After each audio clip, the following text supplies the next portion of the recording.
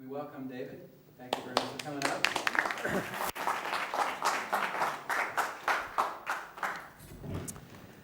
Well, hi there. I'll tell you a little bit about myself and how I got into this, and then kind of get directly into the whole subject of a rather fascinating subject that seems almost like a hidden history in the United States here.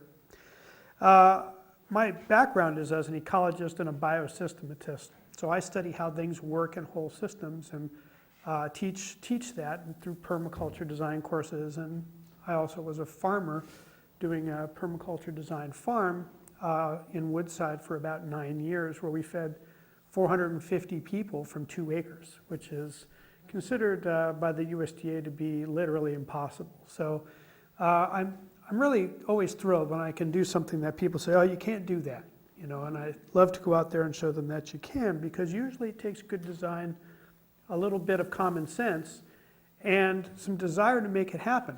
And people in this country, I think, genetically are predisposed to be ingenious, because Americans were always known as the tool makers when we came here, because we had nothing. We had to make everything we needed here. And when it came to vehicles, of course, America has been the birthplace, really, of the car industry and the car world and all the technology that goes in around it.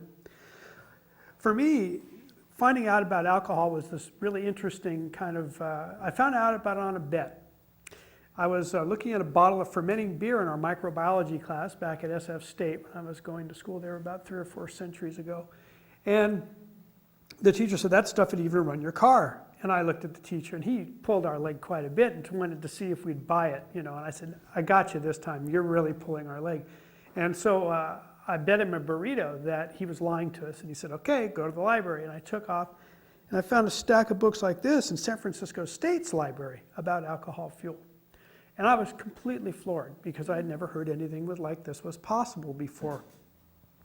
And the more I dug into it, the more it was really obvious that it was a kind of buried history, you know, of not only the technology itself, but a political intrigue in the United States. And I really dug into it at the time. But in the mid-'70s, when I was first interested in this, gasoline was like, 60 cents, 70 cents a gallon. It was like, wasn't much possibility of thinking about a way of doing it, other than ecologically. It seemed like such a really positive thing, as you'll be hearing about tonight. And that all changed in 1979, when we had the first Arab oil embargo. And there's enough gray hair in this room to remember what it was like to sit in line to wait for gasoline, simply because, well, there were 2 different oil shocks, but basically because the Arab world had decided our support of Israel was inappropriate and embargoed us for oil, and actually caused quite a disruption in the economy of the United States and quite a bit of the rest of the world, actually. And that changed the whole pricing structure of gasoline.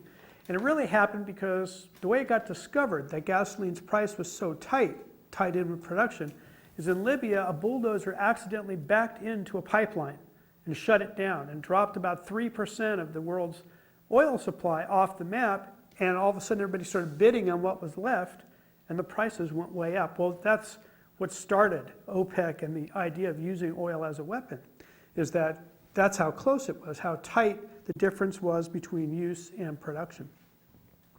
So during this time, I took the knowledge I had of alcohol fuel and delved into it quite a bit more and started teaching classes in it back in the late 70s and early 80s. And it caught on really well. I taught over 8,000 people in a very short number of years all over the United States in the early 80s, and ended up doing a 10-part PBS series, which you'll hear more about later on alcohol fuel. So you kind of have to, if you weren't there, it's a little hard to imagine how high everybody was in the early part of the 80s, and I don't mean because what we were smoking then, but because we thought revolution was in the air when it came to alternative energy. Jimmy Carter had passed all these provisions. He put solar panels on the White House. Everybody, it seemed, was working on renewable fuel, and alcohol was taking off, as well as a lot of other alternatives. And what happened at that point, of course, was a big black cloud blocked out the sun. It was called Ronald Reagan, and basically shut down almost all interest in alternative energy across the country. And his little-known running mate at the time, George Bush, manipulated the oil industry to drop the price so that basically there was no interest anymore in alternative energy by about 83 or 84. So that's kind of the modern history of what happened 20 years ago. And it's been very quiet until recently. But I think the history I'd like to tell you about first is where all this came from, where it all started. You know, there's always this chicken or the egg thing. What came first? Did the car come first or did gasoline come first? And it turns out that the internal combustion engine predates gasoline by about 40 years, 30, 40 years.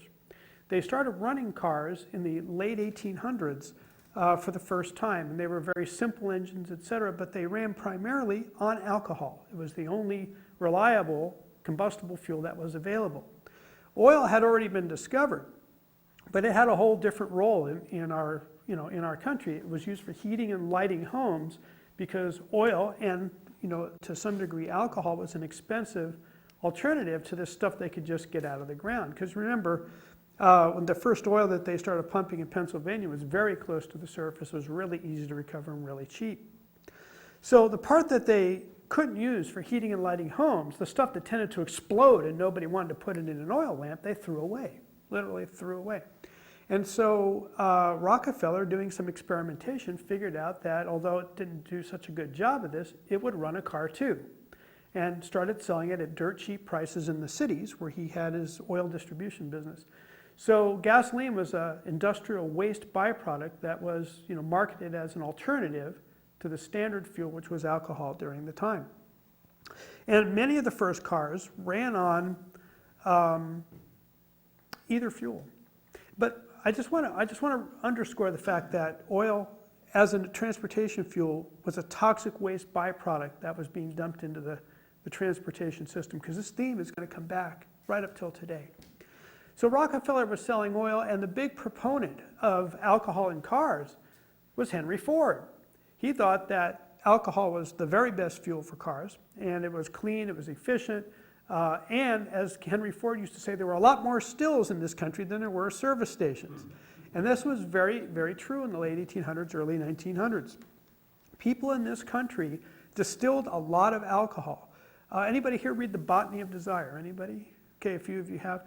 One of the first chapters is about apples in the United States. And apples, when they were first grown in the United States, weren't these beautiful, sweet, highly bred, grafted, fresh eating apples. People didn't grow apples for that. They grew what we nowadays call spitters, where you take a bite and go, yuck, and spit it out. But they made great cider from that. And alcohol from cider was made almost on every farm as people moved from the east out to the west. And of course, making alcohol from corn was essential, even as far away, or even I should say as close as Pennsylvania was to the East Coast. The Monongahela Valley was a huge alcohol production area because farmers couldn't get their corn to market without it rotting. It would rain, it would have, insects would have trouble, and then it wouldn't sell for very much, something that farmers still today have to deal with, which when you have a raw material, nobody wants to pay much for it. So the farmers in Monongahela fermented their corn and made whiskey. In fact, for those of you wondering where whiskey comes from, it's basically corn wine, which is distilled and becomes corn liquor. So just like brandy is the distilled product from wine, whiskey is that from corn. So the farmers in Monongahela were transporting their alcohol to the East Coast and selling it for a pretty penny. And it didn't go bad. It was a value-added product. And this made a lot of sense. And I think what happened in that case is kind of became a paradigm that has carried through to this day, which is the people who were powerful in this country were not the farmers. They were the big Eastern landowners. And when it came to paying for the Revolutionary War, the first proposal was a property tax, because suddenly these guys all had valuable property. It wasn't owned by the king anymore. Well, the big property owners said, screw that noise. We're not going to pay for it. Let's shove it off on the little people somehow. And so they put a sin tax, an excise tax, on alcohol instead. Well, the farmers in Monongahela said, no way, we didn't fight this revolution to get rid of the king and his unfair taxation, just to have you guys tax us. You pay it. So George Washington raised the first draft in this country, drafted 20,000 men, marched them out to Pennsylvania, and they were not in a good mood when they got there, and they killed 200 farmers. okay, to put down what was called the Whiskey Rebellion. So our first draft in this country was not to defend ourselves from a foreign land, it was to put down rebels and radicals in this country, and they were farmers. So they killed the 200 farmers. Of course, it didn't stop the production of alcohol. And of course, the big distilleries on the East Coast, although they first were objected to the regulation of alcohol, they said, wait a minute, we can handle this, the small guys can't. So they actually ended up supporting it, and it turned out that George Washington was the biggest distiller in the United States. So he was using an army to go out and put down his personal competitive opponents, you know. Sounds a little vaguely like today, doesn't it? So what happened with all that? Well, basically the farmers found out that they, you know, couldn't do things in the open anymore, so they generally ran off their booze at night, and they became known as moonshiners. So the whole term moonshiners came from farmers paying off their land.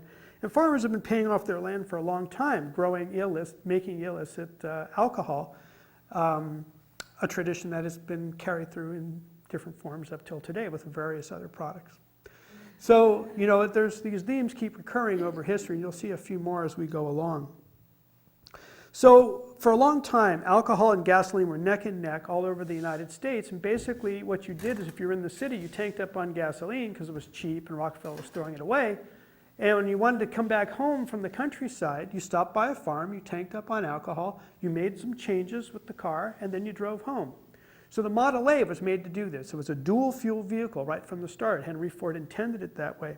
So anybody here ever have a Model A? Anybody here? Usually there's somebody. You had one, huh? So can you tell me about the digital distributor that Model A's have? No. Well, I had a bigger engine in it. Oh, I see. Okay, well, the Model A's had a digital distributor. It took all 5 digits to operate it, you know. So a distributor is what tells when the spark should fire in your engine. And as you go faster, you want the spark to fire earlier. And so in modern cars, of course, well, modern cars prior to fuel injection, there was an automatic device, fairly complex device, a distributor with centrifugal weights and vacuum advance and all this stuff that would control when the spark would fire. But back then you listened to the engine yourself and you adjusted it by hand. Now with alcohol, because it's 106 octane, you would start the spark much earlier than you would with gasoline. It was a much slower burning fuel and would burn more completely. So you'd back up the timing a little bit by just pulling a lever on the steering column. And alcohol, which is different than gasoline, gasoline is a hydrocarbon, which means it has hydrogen and carbon. Alcohol is an oxygenated hydrocarbon, so it's got all 3, hydrogen, carbon, and oxygen. So it needs less air, less oxygen from the air to burn. So you'd have to adjust the amount of air and fuel going into the engine. In those days, and up until not too long ago, that was done with a carburetor. So the Model A had a rod that went right from the dashboard, a little knob on the dash, went all the way to the carburetor, and you could actually adjust how much fuel and air just right there from the dash, you know, and that was how you went back and forth between alcohol or gasoline, depending on what was available. So, as I'll be telling you a little bit later, the ability to dual fuel a vehicle is now currently available, and had, you know, but in the intervening period, you kind of had to be on one or the other. You know, Henry Ford had a lot of compatriots in the alcohol movement, and let's see. This Alexander Graham Bell was a big fan of alcohol fuel. He wrote this in 1922. The world's consumption of fuel has become so enormous as to show that our present supplies cannot possibly last for many generations more. As an alternative, he suggested alcohol, a beautifully clean and efficient fuel, which can be produced from vegetable matter of almost any kind. The waste products from our cities are all available, and even the garbage from our farms. So the whole issue of non-renewability of oil has been clear early on in this country, and people like Ford and Bell said it was a really poor idea to plan to use a fuel that would run out. Ford also used to say that if we can't be the farmer's customer, how can he be ours? And that predates Paul Hawken and the Ecology of Commerce by about 60 years, you know, but it's the same concept, is that we need to patronize each other and not export, you know, our local capital out to people who are not part of our community. And Ford tried to be responsible that way. So Ford and Rockefeller fought tooth and nail over what should be the nation's fuel supply until Rockefeller decided not to play fair anymore. So what he did was rather diabolical. He funded a little group of whacked out old ladies called the Women's Christian Temperance Movement. These people had been around since the late 1800s, championing against demon rum. And so what Rockefeller did is he gave this group $4 million to go ahead and lobby Congress to get alcohol outlawed. And to just kind of put that in a modern context, that would be like giving Jerry Falwell $400 million nowadays to lobby Congress. And you can buy Congress for that. That's pretty understandable. So they did it, and they passed a law called Prohibition, which you've all read about or heard about, and you thought it probably had something to do with drinking and moral decay of the United States. So can you imagine an all-male Congress voting to prevent working men from drinking, okay, as like a natural consequence of any kind of political discussion? I don't think so. But for $4 million, it was no problem. And so for 13 years, alcohol went off the market as a fuel, as an industrial product, which used to compete with many oil products, and of course for drinking also. So alcohol has a long history, starting back during Prohibition, of fighting tooth and nail with the oil companies for what we should have as our national fuel supply. In other countries, it wasn't even an issue because oil tankers didn't exist until in large quantities until after World War II. So places like the Philippines and New Zealand ran their entire economies on alcohol, as did Brazil. They used nipa palm trees, which have these great big globes that produce like 3 quarts of sugar solution a day, which they would tap like maple sugar trees all into big tanks and ferment it and make alcohol. New Zealand used beets and other kinds of sugar crops. Probably the biggest in the early part of the century before World War II, that biggest, most organized alcohol economy was Germany. Germany had a huge cooperative alcohol fuel system where farmers would bring their potatoes in. They would get back 1/3 of the alcohol, the distillery would keep 2/3, and the farmer would get back all the mash, the leftover pulp after making the alcohol, which they would then feed to their pigs. And so they got their animal feed back, and they got 1/3 of the alcohol, which they could sell or use in their farm, and then the cooperative distillery would sell the other 2/3. This was so effective that when it came to World War II, and immediately the Allies cut off Germany from having oil, didn't stop them for a minute. They just continued their war effort, first running on alcohol and then later developing other synthetic fuels. But alcohol was really what kept World War II going for Germany. Same as was in Japan. Those Zeros that flew over to our country couldn't make it on gasoline. Not enough ability to climb, not enough distance. They had to run them on alcohol. We ran our torpedoes on alcohol during World War II because alcohol is tolerant of water, etc. So there's a long history of this stuff being used all over the world. And it only really changed after World War II. Now, the importance of the Middle East to the oil supply was understood all during this period, this early period before World War II. This is a great quote that I found in an economic journal from England during that period. America is running through her stores of domestic oil and is obliged to look abroad for future reserves, which are very largely in British hands or are controlled by British capital, which refers to the Middle East, because the Middle East used to be under the British Empire. Before very long, America will have to come to us for the petroleum she needs. It will be within the limits of the commanding position that the future has in store for us to hold up the entire world to ransom in the distribution and price of this vital essential. So, all the hand-wringing nowadays about, oh my God, we're suddenly dependent on the Middle East, we've understood this was going to happen since the 20s. And there's been certain reprieves over time as big reserves were found, but basically everyone has always known that the Middle East is where most of the oil is, even in 1919. So we're talking about a really ongoing battle between farmers and basically handful of large corporations controlling the fuel supply in this country. And over again, we find throughout the history of fuel in this country, incredible, sophisticated propaganda campaigns to keep alcohol off the map and basically manipulate public opinion. And probably if I asked, and I will ask right now, what are some of the things you've heard about alcohol fuel? And we can list some of those myths right now. I can probably tell you where they all came from. Well, if we use ethanol, then we're going to be using up our topsoil to grow corn so that we can run our cars, so.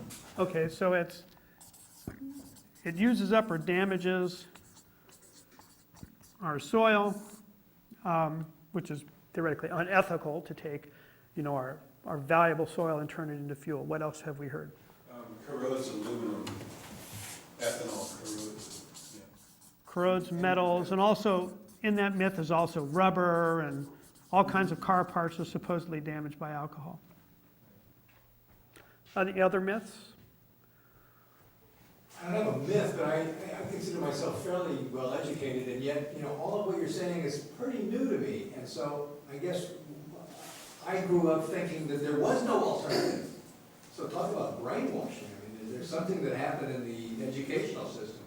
Well, it's nothing that doesn't happen normally under capitalism. It's just you're getting woke up to this particular hydra head of it. What about, is it possible that it would handle, that there is a long-term economic downside to alcohol? Is it economically sustainable? And of course, that's, you've heard this actually in the last few weeks in the debate over the energy bill in the Senate. They basically say that alcohol is completely unsustainable economically. It's only a way to make Midwest farmers rich at the expense of American taxpayers subsidizing alcohol fuel. Otherwise, it couldn't survive in the market. We'll talk about that. What about people who are gonna drink it? Boy, I've got a cartoon in here. Alcohol station and they're gonna. Boy, that's a great one. Back right after the Prohibition and alcohol was back out again, the oil companies were enforced with propaganda. They had these great photos, or I should say great cartoons, political cartoons that said every gas station would be a speakeasy. Of course, alcohol is, I'll explain why that isn't a case, why it doesn't happen. There's actually the biggest myth which nobody's mentioned yet, and you'll all say, oh, I've heard this as soon as I say it, which is that using alcohol actually uses more oil because it takes more petroleum to produce alcohol than you get back in the alcohol. All the energy of farming, all the energy of transportation, all that stuff actually uses more energy than you get out. This is a hugely promoted myth, the energy balance question. So we'll definitely debunk these and explain how this is, what's going on with these, because they come up even today. For instance, this one here, we haven't heard about the corrosion issue in the United States for a long time because we debunked those back in the 80s, but now it's like no one's ever said it in Australia. They're talking about how alcohol will wreck the cars, just like it was 1980 in the United States. Well, if you don't address conservation, it seems like the sustainability of anything we do is really a question because we can't replace oil wells with monoculture, corn or whatever it is because we consume too much. I'm in total agreement with you, and we'll address that. And there's no doubt that, there's no disputing that we have to use less energy, period. That's absolutely true. So part of the question you're asking is, can this produce enough energy in a way that doesn't cause negative ecological consequences? And we'll cover that. I thought part of conversion was having to go to stainless steel, though, because of the corrosion issue. Well, let me launch into it, and we'll start catching up on these detailed questions. First of all, let's talk about how alcohol is even produced. Alcohol is liquid solar energy. So let me explain to me how we get there. Alcohol is a product of carbohydrates. Now, carbohydrates, carbon, and hydrate is water. So we make carbohydrates, which typically are sugar in plants, starch, and cellulose. Those are all carbohydrates. Now, to make a carbohydrate, what a plant does with photosynthesis is it takes carbon dioxide from the air, water, and through photosynthesis, using the energy from sunlight, combines those two to make sugars, starches, and cellulose. It always makes sugar first. All three of these carbohydrates start off as sugar. Starch is a chain of 6 sugars together. And cellulose are many chains wound together in crystals. So cellulose, because of this wonderful, fibrous structure, are the basic plant material that holds plants up. But, so it's also very resistant to decomposition in general, except for, bacteria and funguses that break it down. And, those of us, for instance, who would like to get food value out of cellulose would find that fiber is really good for a lot of things in our health, but not for energy, because we don't digest cellulose. We don't have the enzymes to break apart those crystalline chains, but we do have the enzymes to break down starch. In fact, we have one of the main enzymes right in our saliva. If you take a saltine cracker and you chew it for a while, and you just keep chewing it and keep chewing it, you'll all of a sudden notice it'll get sweeter and sweeter and sweeter as the starch breaks down into sugar. So in making alcohol from grains or starchy materials like potatoes of course are made into vodka, starch is broken down using enzymes into sugar, and then we go ahead and feed the sugar to yeast, the same yeast that make wine or beer, basically. Now, what the yeast do is they take that sugar, they absorb it, digest it, and they produce alcohol as basically yeast piss. It's an excrement from the yeast, and they breathe out, because yeast are not exactly animals, but they have a metabolism which allows them to take in the sugar, and they breathe out carbon dioxide. So half the sugar that yeast eat becomes CO2, and half becomes alcohol. Now, these are the same yeast that make bread. So the whole process of making bread rise is taking advantage of the carbon dioxide side of yeast metabolism. The carbon dioxide they breathe out make the bubbles that make bread rise. Now, of course, half the sugar in bread also turns into alcohol.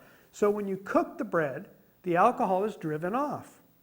And in Sweden, all bakeries have to have a condenser on the top of the oven flues to recapture the alcohol, where they then use it in the gasoline. So they're saying, why put the alcohol in the air where it's a pollutant? It's an organic chemical. Although it's not severely toxic, since we can drink it and get away with that pretty well. It is something you don't necessarily want to add to the air, and it's a valuable product to recover. So in Sweden, it's all recovered and put into the fuel. So we've been using yeast a long time as human beings to make different things for us. And so alcohol is one of them. So the process is basically making a funky wine, which we then distill into a funky whiskey, which we then put in our cars. Typically, alcohol should be about 80% pure minimum, although it's much less technical problems if it's at least 90% pure. And it's possible to make alcohol completely pure or 200 proof with a couple of steps. So alcohol is, so when we go ahead and burn it in the car, out the exhaust pipe will have the same things that went in, CO2 and water. And the solar energy released when the alcohol explodes in the engine is what drives you down the road. So it's liquid solar energy. It's what's left over, it's what the plant used in terms of energy to join those chemicals together. And then when we burn it, we release the carbon dioxide and water back to the air for use by next year's crops. And the energy drives us down the road. So is it sustainable? Well, we could probably do it for 4 or 5 billion years, which is about the time they expect the sun to burn out, in which case we have other problems at that point. So, we can make the alcohol forever. You'll notice that nothing from the soil ends up in the alcohol. Nothing from the soil ends up in the alcohol. So the alcohol production itself does not deplete the soil. Now, we have to be careful about our agricultural practices and how we go about producing it, which I'll get into in a little bit, because there's some very good implications for breaking monoculture using alcohol fuel production. Questions so far? And feel free to ask them all during the talk. So the CO2 is going into the atmosphere. Correct. Now, that already sets off flags for everybody, right? CO2 going back into the air, because we don't want CO2 in the air. CO2 is what causes. Well, except that the corn plants that are planted to produce more are going to pull that CO2 out and spit oxygen back out, right? So Absolutely. it's gonna be Exactly, that's right. Well, yeah, and the CO2 came from the air in the first place.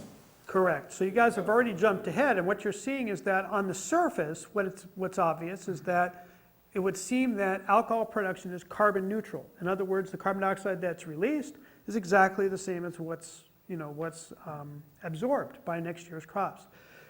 Now, the oil companies, when they go ahead and talk about CO2 from alcohol, they neglect to mention the back half of the cycle. They say alcohol puts out 20 pounds of CO2 and gasoline only puts out 21. There's hardly any savings. And they totally ignore the fact that it gets absorbed by the next cycle. So this is the kind of propaganda that we're constantly having to deal with. But actually I'm going to show you ecologically, because I'm an ecologist and a biosystematist, I tend to draw the box a little wider. So I'm going to give you a little education here about plants, which you might not know. So we got a corn plant, okay? So the corn plant takes in CO2, it takes in water from the soil, and it makes sugar and starch and cellulose. The plant is largely made of cellulose. Now we, of course, are using the grain to make alcohol fuel currently. We're not using the rest of the corn plant yet, but I'll get there. I'll talk about that. So for every 1 pound of corn, we get 2.5 pounds of stalk. So corn is really inefficient as a crop in general. For instance, wheat, if you grow 1 pound of wheat, it's only 1 pound of stalk. So the plant is very efficient at making food compared to just plant structure. Corn is very inefficient. It also takes a lot out of the soil. And it takes a lot out of the soil because it's a grass, it's a high nitrogen feeder. Now, let's talk right now about the carbon dioxide part of this, and then we'll go off into the other things about agriculture and alcohol. So when these plants go to make alcohol, we're only taking it from the corn.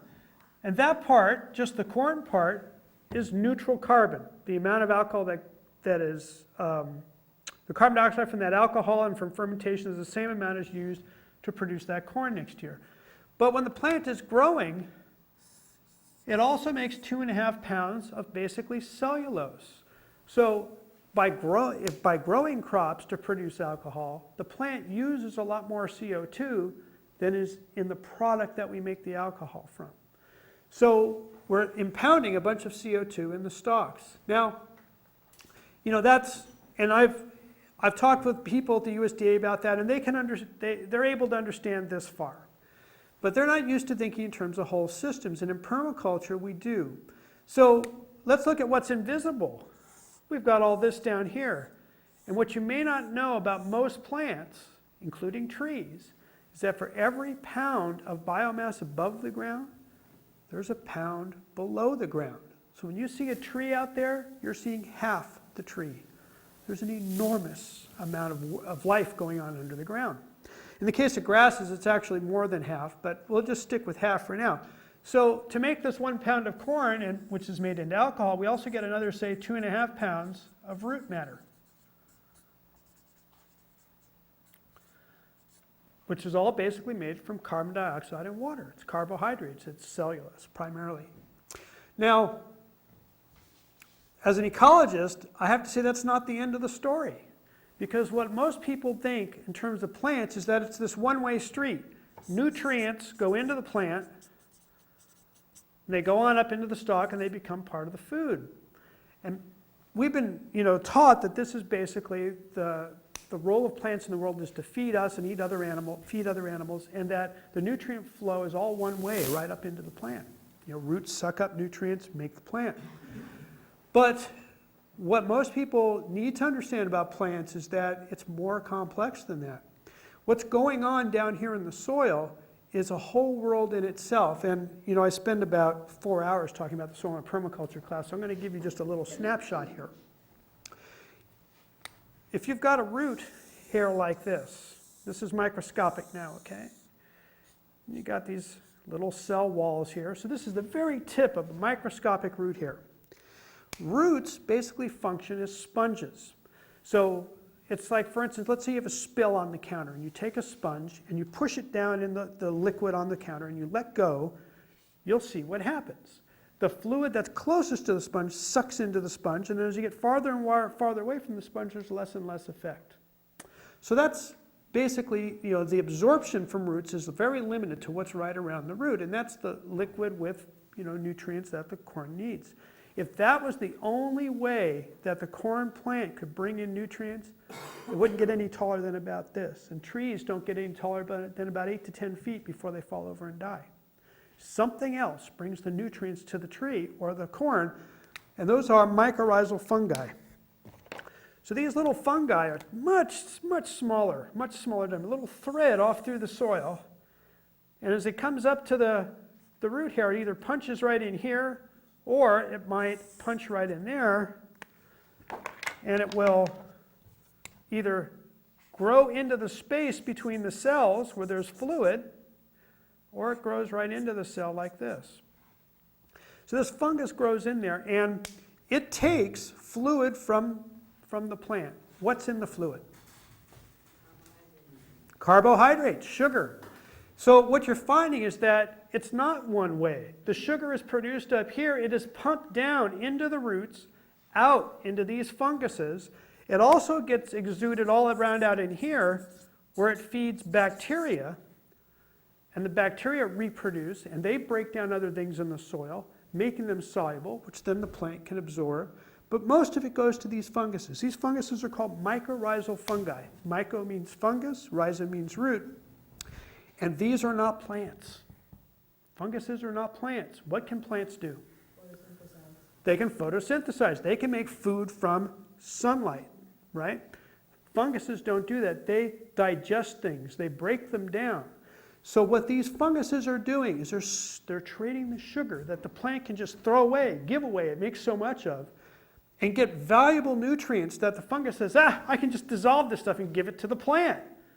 Both of them are saying, we're getting away with something here, So this is, symbiosis, of course, both things giving each other what they need. It turns out that plants take 60% of their carbon and pump it out into the roots and out into the funguses. So now we're looking at just rough numbers. Another 5 pounds of CO2 is pumped out into the underground system where it goes into the funguses, etc. So for every pound of corn that we're turning into fuel, we're really impounding about 10 pounds of carbon dioxide. And this is not the best crop for doing this. Corn is, kind of a very wimpy crop when it comes to this whole ecological system of food production. So the simple answer is, it's carbon neutral when you only look at the grain, but when you look at the whole system, basically growing crops to produce our fuel suck tremendous amounts of CO2 out of the air and put it down in the ground, for microorganisms to eat. Because all this rots, when you turn it into the soil, etc. Now, eventually, those organisms will breathe some of that back as carbon dioxide, but it's a huge amount of reduction from the air. Trees are bigger, so they handle quite a bit more carbon dioxide, And there's a lot of trees, especially in the tropics. Remember I mentioned sago palms, for instance? There are trees we can use for producing alcohol as well. They just pump out the sugar, that are just great. But we're also going to talk about cellulose in a while, and that's where trees really can make a big difference. Just give you an example about when you get away from grain, when you go to the sugar crops. So let's say we're going to look at a sugar beet, okay? So you see all these great greens above the ground, but of course most of the beet is below the ground, right? Now sugar beets, most of you have never seen one. A sugar beet can be 15 pounds, and fodder beets even bigger. So the beet that's underground here, you would think, wow, there's 15 pounds of basically sugar, and a very small amount of weight is in the leaves. So this plant is much better at taking sunlight, carbon dioxide, and water and making sugar compared to a corn crop which uses a lot of energy to take the sugar and build it up into starch. It's less efficient for making sugar. But what most people don't realize about beets is that the taproot of the beet goes down 5 feet and that the root profile looks like this underground. These are all side roots going out. And of course, we harvest this main big root in the middle, but all of this is part of the biomass of the beet plant. So compared to corn, maybe double or triple the amount of carbon gets put into the soil, into the soil microlife, and of course is taken out of the air. So when we start growing stuff to make alcohol, we're doing significant reduction of CO2. Is there a reason why corn is used instead of beets to make ethanol? We have a lot of it. The reason why corn is being used right now is that there's a surplus of it. And so it's a tail wagging the dog. Right now, alcohol production has developed as a way of using surplus from corn rather than thinking of it as the main reason for farming is to produce energy. And you'll see why we're going to turn that paradigm on its head. But right now, that's what's getting alcohol out there, is trying to do something with something that is so surplus and it's being sold for so little that if a farmer wants to make a middle-class living, he has to literally farm 1,000 acres in the Midwest. You're talking about a net profit per acre of $50 on a whole acre of corn.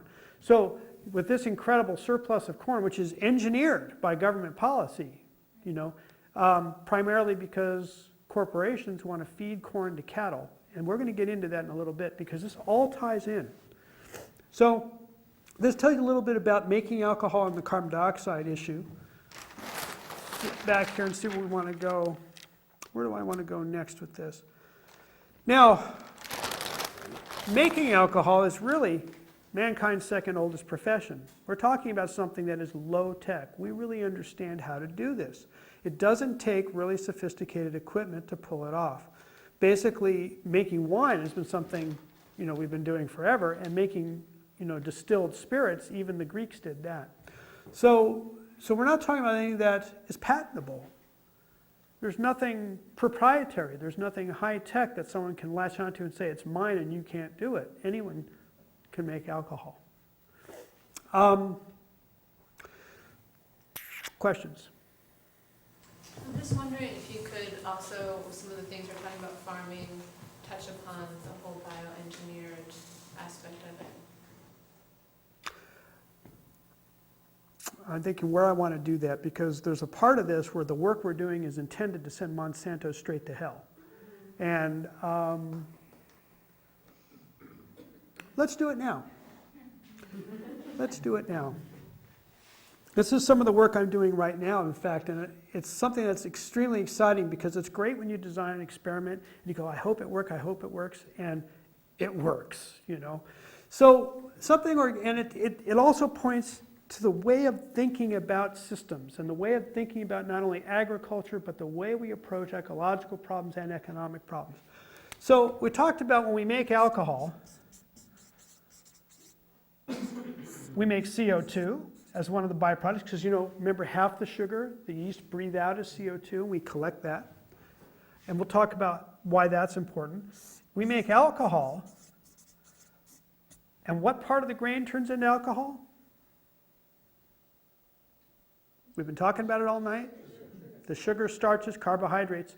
So that means everything that's not a carbohydrate is not converted to alcohol, and it's there left over in the mash.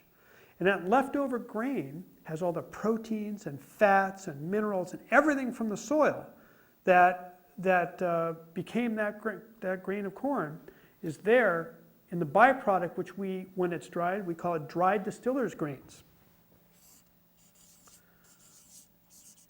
Okay, I'm going to talk about, this is used as an animal feed. Now, I'll get there in a little bit because we're going to talk about this Monsanto thing. Now, those are the main outputs from making alcohol. There's a few other things, but those are the big ones.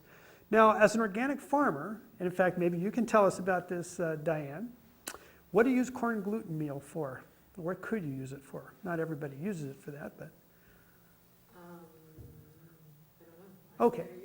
Not everybody does it. It's not totally well known, but corn gluten meal is a protein that is extracted from corn. And it's sold as an animal feed in Europe, but some organic farmers accidentally discovered some years ago that if you sprinkle it on the ground or turn it into the surface, it will stop weeds from sprouting for 3 or 4 months. I see a head shaking. So have you tried it? And it worked pretty good for you. Okay. Got to get the timing right. It's got to be right after you till, before the seeds have a chance to sprout. So corn gluten meal has been known about now for 7, 8, 10 years that you could do this, and some organic farmers for high value crops use it. Now, this is only one small part of the corn, but it's in the dried distillers grains because we haven't taken the gluten out, it's there. So my question to myself was, can we use the dried distillers grains the same way that people use corn gluten meal? And I had a reason for thinking about this, which I'm going to wind us around to. So we did the experiment back at our office recently, and I'll tell you a quick story about this, which is so different than when I did this 20 years ago, is the fever about intellectual property that goes on nowadays. So I called the company and asked them for a couple of sacks of this stuff so that I could test it. And they go, what are you going to do with it? Well, I got this experiment I want to run. And I told them about it, and they go, well, could we buy rights on that? Could we like hold that up for a couple of years and see how you come out? I go, I haven't done the experiment yet. And you want to buy rights to it, and I've only got a hypothesis. You give your .com? What's that? That's the .com story. Well, but this is a farming distribution company. So I said, fine, I'll give you first right of refusal if you'll write me a check. And they wrote me a check. I couldn't believe it. So I did this experiment, and what I found is that we went and got the seeds from the 10 most common weeds in corn, because I figured that's the toughest test. Because, obviously these weeds are exposed to corn, so they would be probably the most resistant weeds to this working. So let's try the toughest test we can. And also, if it works, there's a hell of a lot of corn grown in that this could be used, in that case. So we tried it. And what we found is 5 out of the 10 weeds were outright killed by the stuff. And the other 5, 3 out of the 5, were really stunted. Now, if you're an organic farmer, you're really used to the whole concept of not being absolute about things. Like, you don't have to kill all the bugs. Sometimes you just need to, knock them back a little bit so your crops can get ahead, and then, it's past the stage where those bugs will bother you anymore. So it's a different approach than bug kill, which is the normal agricultural approach. So with weeds, we looked at this being the same thing. We were hoping that it was going to have this absolute herbicidal effect because, that's what everybody wants. But what we found is that the stunting was almost as important, because if you can knock down the speed of growth of the weeds, and as you all know, corn grows like, gangbusters, it'll shade out the weeds if they can't, get up to a place where they can poke through the corn. And this is what happened. So most of the weeds were either killed or stunted, so it worked. So this is exciting. I'll explain as a permaculturist how I think about this and came to this experimental design. As you've mentioned, a lot of corn is genetically modified. About 60 to 70% of it now is genetically modified seed. And the modification is almost always to make the seed Roundup ready. Now, Roundup ready means you can grow the corn and you can spray this herbicide known as Roundup right over the corn, and the corn doesn't get affected by the Roundup, but all the weeds underneath get killed. Now, to get this approved, Monsanto had to get the FDA to allow 4 times the amount of residual herbicide on the food, considered safe, but of course Monsanto was more than happy to volunteer the research time to determine that for the FDA, and so their data was used to increase this limit. So this is the kind of stuff that we should be concerned about. So now we've got the corn itself providing dried distillers grains, which appear to have this herbicidal effect. Now, it's got another effect too before I take you down that road, which is all we've taken out of this is the starch, right? So what did I say is left in that mash?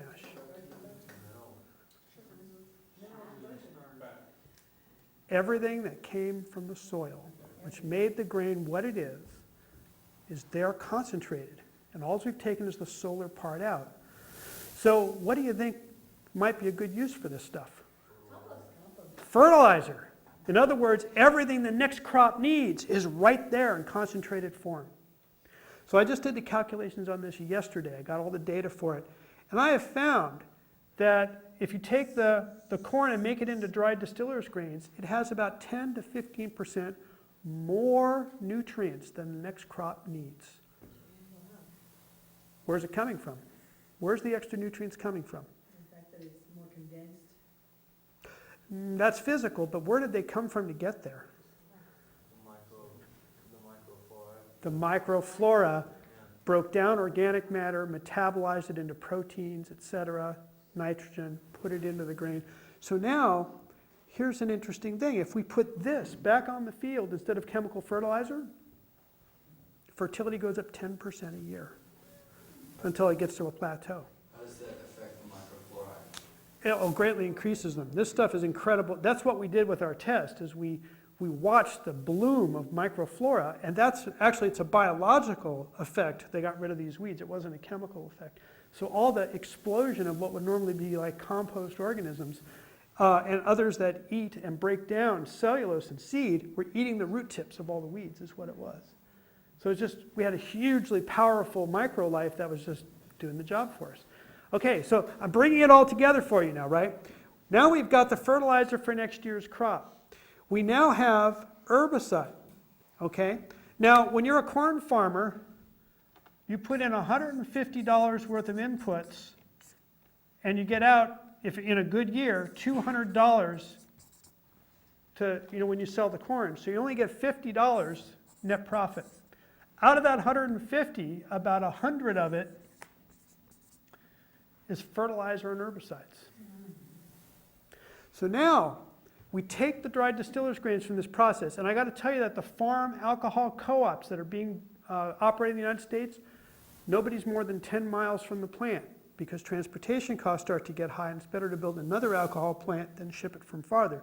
So shipping this stuff back out to the farm is a piece of cake, and in fact, it can be done at the backhaul from bringing the grain in, during certain seasons. At any rate, we go ahead and put this back in the field, we till it in. We get, oh, by the way, it has no effect on the corn germination. Corn comes right up through it. And I've got great pictures, too, of how beautiful and green the corn is when it's grown with dried distillers grains. So anyway, I can tell I'm a little excited about this. So here we go. We've got a material that the farmer owns, because it's the farm co-op that's making the alcohol, that he can put back on his own field and not need herbicides, not need fertilizer, and although I haven't tested and proven this yet, as an organic farmer and a soil ecologist, I can tell you, you're going to see huge reduction in pest problems because of the health of the soil stimulating the plant. So you probably even see a slight further drop in cutting the pesticide cost, although I can't prove that yet. And the farmer now, instead of only making $50, will make something like $100 to $150. And this is damn close to organic farming. It should go up each year as And the yield could go up each year as fertility goes up. So now, if the farmers don't need the herbicide, what do they also don't need? They don't need Roundup Ready seed. And they don't need Roundup Ready. They don't need Roundup. And Monsanto can go straight to hell because 2/3 of its profits come from Roundup. So are you going to come up with a lobby that's got as much money as Monsanto so that you can... I got better than that. I got this huge corporation that wants to pay me to patent this and market the shit out of it. Much better to harness the engines of capitalism against capitalism than try to fight it yourself. So one worry I have, which maybe you've addressed, but I want to make sure. Here in our area, a wonderful, awful thing is happening, which is that wine has become a very lucrative crop on land that was otherwise not used.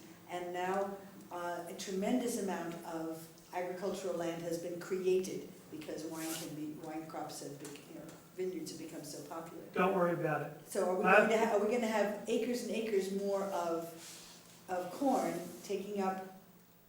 That's a good question. Let me address your grape thing and relieve your worries. Last year, if you didn't have a contract for your grapes, instead of getting $2,000 a ton, you got $200 a ton. And there's something like 5 years worth of vines yet to start producing in a peak way. So you've got a glut now of grapes, and they're going to start ripping them out all over the state. So we've already hit the max, it's not going to get worse, it's going to start backing up. Not that it's so good right now, but at least don't worry about it being a cancer that will have a lot of impetus to But I keep guess spreading. my wonder is if we're going to fuel A nation. nation's cars on agriculture, will we take up all our wild land in order to do it? Great question. Now, corn produces about 200 gallons per acre.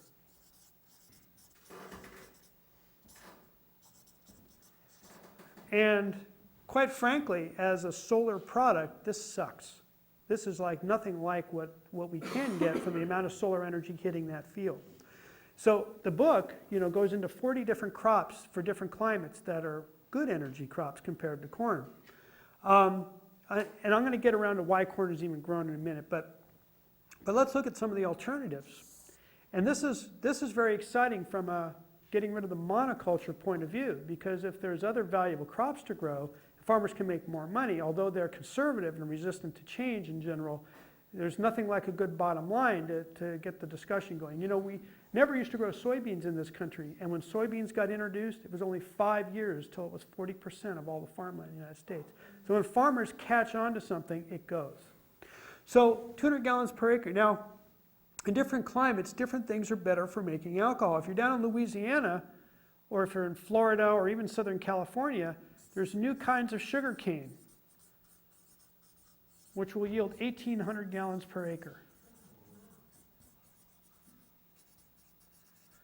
There's sugar beets, which will grow all the way up to Canada and into Canada, and also what we call fodder beets, which are slightly different, which will yield up around 1,300 plus gallons per acre.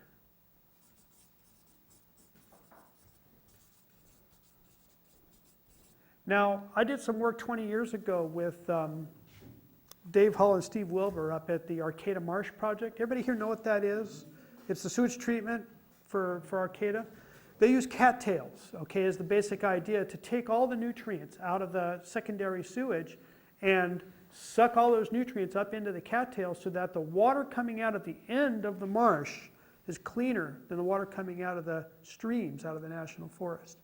Because cattails are these incredible biofilters. They'll just suck up all the nutrients. Now, we did, and this was back 20 years ago when they were just getting the growing of those down, we calculated that we could do 2,500 gallons per acre,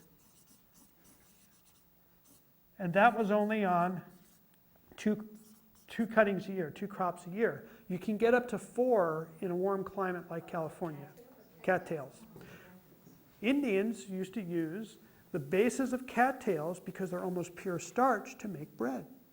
So cattails are extremely efficient photosynthesizers, and they are practically hydroponic because of the way they grow in a nutrient solution. So somebody asked about municipalities. Well, every municipality has, see, in permaculture, I should back up and say we never say that there's a waste. Waste is not the right word. We say that there are surpluses that are not properly directed, So, cities and small towns have all this sewage, which is really an incredible resource, which is surplus usually.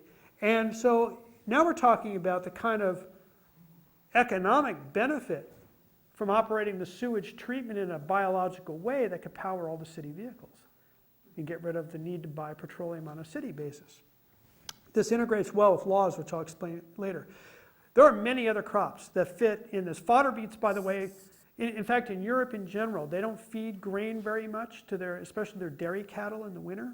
They feed beets. They have huge, partially underground buildings where they stack up the beets and they feed the beets all winter to the cattle. They get way more milk than we get, from grain. I'll get to why grain is happening, because the more you hear about it, you go, why are we growing grain? Everybody else does something different. It's not a good reason. So there's many other crops. Jerusalem artichokes. Jerusalem. I've got a cold. I can't spell when I have a cold. Jerusalem artichokes, which have nothing to do with Jerusalem or artichokes. They're a sunflower plant native to the United States, have no pests that have ever been detected.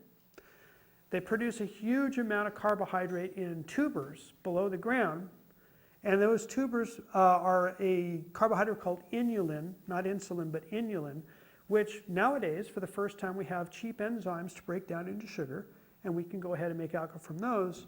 Jerusalem artichokes can do about 1,600 gallons per acre.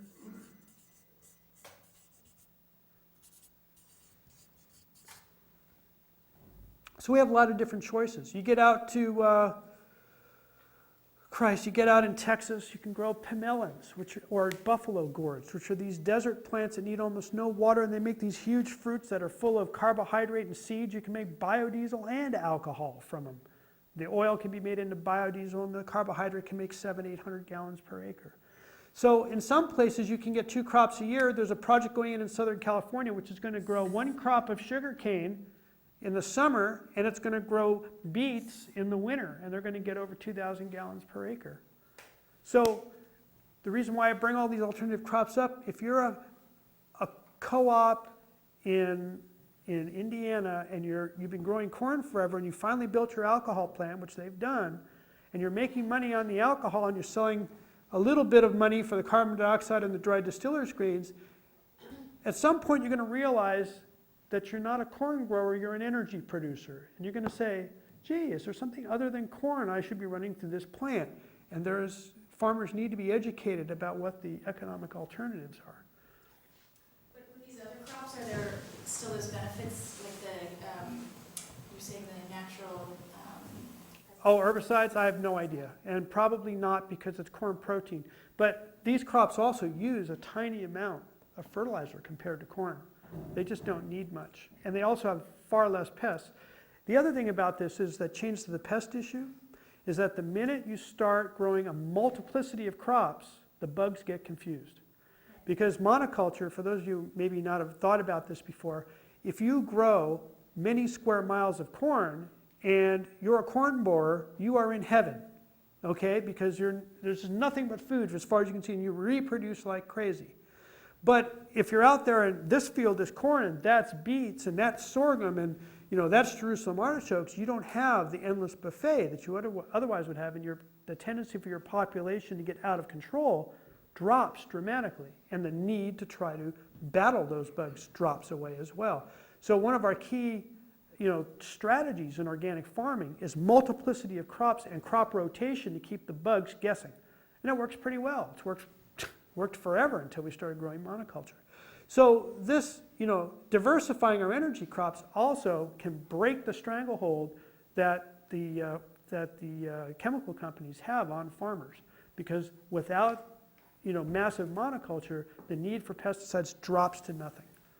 And believe me, if you're an oil company and you can sell pesticides for $80 a pound compared to selling gasoline for 15 cents a pound, wholesale, you can bet the oil companies would rather sell pesticides. Okay? And in fact, when it comes to petroleum nowadays, this is going to sound very familiar to you. After they make everything that's valuable, that they call valuable, out of oil, plastics, drugs, pesticides, industrial chemicals, everything that's left over is dumped into the gasoline. So on any given day, there are 400 toxic chemicals in gasoline, and those will not necessarily be the same chemicals the next day. It's whatever's left over. So gasoline is the biggest toxic waste disposal system in the world, and it's in the open, and it's legal. They're able to use our cars to spew their toxic waste back into the air, and they make something like $2,500 from a barrel of oil from the other chemicals, and they make $100 from the gasoline. And they don't care if they made $0 because they get rid of all their toxic waste. So you've all been dealing with the issue of MTBE, right? We've all heard about this stuff. Finally, we got it outlawed in California. MTBE is only made at 3 or 4 refineries in the world, and it's not made. It's left over from another process. And because it's got some ether in it, so it's got some oxygen in it, they were able to force Congress to let them use that instead of alcohol to clean up emissions from gasoline. And basically, it was a byproduct they had no use for and was going to cost them a fortune to get rid of, and they dumped it in the gasoline. So finally, after 20-something years, we said, that stuff's toxic. And we're finally taking it out. but it's really a refinery byproduct. You got to realize all of gasoline is refinery byproduct. Okay, so you can see what this can start to do for agriculture. It becomes de facto organic. It reduces fertilizer, pesticides. It starts to make farmers energy self-sufficient. And you got to wonder why they grow corn at all right now. This is such an amazing thing that I'm going to do a little segue into it, and you can see why it's such a fragile system that we should be able to bust this down. Basically, meat sells for 60 cents a pound wholesale, roughly, most times. It's up a little bit right now because the market was so bad that people killed so many of their cattle. Now there's a slight shortage of meat, so it's a little higher. But 60 cents a pound is what a farmer typically gets for feedlot beef. Now, there's 450,000 feedlots in the United States. Feedlots are small amounts of land where you bring the corn in and the cattle eat it and they fatten up on it. Now, I'll talk about why that's stupid in a minute, but let's talk about the economics. Basically, since it takes, and some of you may know this, how many pounds of corn does it take to make 1 pound of beef? 10 pounds. So if you're going to make corn, or if you're going to make beef for 60 cents and you want to make a profit, how cheap does the corn have to be? It takes 10 pounds to make that 60 cents worth of meat. About 5 cents a pound. 5 cents a pound. That's cheaper. It's cheaper to burn corn at that price in a stove than it is to burn firewood. Okay? What's that? Or eat the corn directly. Heaven forbid eat the corn directly. People don't do that. 70% of our corn is fed to cattle in the United States. 20% of the corn is fed to rich European cattle. Only 10% of it goes to other uses. Of that, 7% is alcohol, both whiskey and fuel. Then there's high fructose corn sweetener, and you're down to 1% or less is actually fed to people. And I don't think corn chips really qualify too much as food. Now, those of you who aren't vegetarians are going to say, now wait a minute, Dave. This is getting into the food versus fuel issue because meat is food. Well, you might have a point there. Being a vegetarian myself, I don't necessarily agree, but at any rate, meat is food, so we got to count that. So isn't it unethical, and this was back in that question earlier, to use our land and our soil to make fuel versus, making food for the starving hordes of India? Well, as we already found out, the starving hordes don't get any of this corn. But let's say we're talking about feeding our cattle with this corn. Well, it turns out that cattle, in permaculture, we always go back to where was it in nature before we messed with it. So does anybody know where cattle evolved from? The ecological center of where cattle came from? They started somewhere on the planet, so where was it?